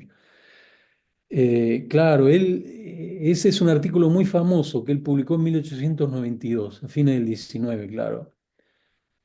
Porque él trata de argumentar ahí que era muy probable, que es muy probable que Filón supiera hebreo, porque hay toda una discusión. Hay mucha gente que piensa que Filón no sabía hebreo. Era un judío absolutamente helenizado que leía la Septuaginta, ¿no? La traducción desapareció, Paula. Ah, no, ahí está, ahí está. Ah, ahí está. Está el texto. Desaparece, Claro, claro, ahí está, ahí te manifestaste se de nuevo, estaba ¿no? Entonces, compartiendo. claro que él trata de argumentar eso, ¿no? Infelizmente nadie le creyó mucho a Kohn, ¿no? Cuando dijo esto, porque hay mucha gente que piensa que no, que Filón, si sabía hebreo, era muy poco el hebreo que sabía, porque hay fuentes indirectas que le objetan a Filón el hecho de hacer cierto tipo de comentarios respecto de la escritura por el hecho de que no sabía hebreo o que no sabía un buen hebreo, digamos. Pero es bastante evidente que Filón no tiene muchos problemas en leer el Antiguo Testamento en la traducción de los 70, que es claro, 70 sabios que traducen del hebreo al griego el Antiguo Testamento, ¿no? En fin, son unos detalles que pueden ser muy fascinantes, pero es muy difícil saber, ¿no? Con precisión esto. En fin, bueno. Bueno, muchísimas gracias. Muchísimas gracias a vos, Marcelo. Estuvo espectacular. Yo Bueno, mientras tanto iba recibiendo mensajes por WhatsApp de los asistentes que me decían, esto es una masa, qué espectacular, muchas gracias. Así que te los transmito así de forma bueno, muchísimas desordenada, gracias, son muy generosos. sin identificar a Y ninguno. Algunos te los voy a reenviar son que temas muy densos, de una gran densidad, ¿no? Tanto si uno lo ve desde el punto de vista filosófico o del teológico, ¿no? Ahí Olga nos puede ayudar, ¿no? Yo me declaro en quiebra muchas veces con esas cosas. Pero claro, Filón es un tipo extraordinario en ese sentido, ¿no? El que me metió a mí con Filón es José Pablo Martín, pero no, él en realidad me comprometió a traducir algunos de los tratados, ¿no? Yo empecé a estudiar Filón de Alejandría con un proyecto que tuvimos con Ricardo Salles hace más años de los que me puedo acordar, que dio como resultado nuestro libro de fuentes estoicas que se publicó en el año 2014. No estoy vendiendo el libro, de todas maneras está agotado, pero si igual lo alguien estoy lo quiere anotando, comprar, lo lo va estoy a conseguir. anotando. Pero, pero claro, Filón de Alejandría es una fuente muy importante del estoicismo antiguo, muy importante. La teoría estoica de la ley natural está en un 90% en Filón de Alejandría y en el otro 10% o 15% en Cicerón, pero Cicerón ya es una fuente latina, digamos, ¿no? La versión griega de la teoría estoica de la ley natural está en Filón de Alejandría y coincide bastante con lo que dice, por ejemplo, Epicteto o Marco Aurelio, o algún texto que no viene de Filón, que está en los Stoicorum Veterum Fragmenta, citados por von Arnim, en algún autor un poco más raro todavía que Filón de Alejandría, ¿no? Filón es súper popular ahora. O sea, eso quiere decir que lo conocemos unas 25 o 30 personas, ¿no? En Latinoamérica. Pero, Bueno, en a partir fin, de hoy son una temas de nación una de gran 30. densidad, Ahora que quedamos daría para 30, pero mucho. Bueno, muchísimas gracias. Será hasta pronto entonces. gracias por todo, Marcelo. Gracias a todos ustedes y les mando, si te parece bien, les mando el PDF de Sí, tu sí, presentación sí, y les ningún voy a problema. mandar también dos artículos de José Pablo Martín sobre Alejandría, que son muy interesantes, que están en los dos primeros números de la revista Oriente Occidente, fundada por el padre Quiles. Hay dos artículos, digamos, son primera y segunda parte sobre el mundo que es Alejandría, ¿no? Bueno, Bueno, muy gracias de bien. nuevo. Gracias, Marcelo. Chao, que Gracias a estén muy bien. todos. Hasta pronto. Que tengan buen día. Adiós.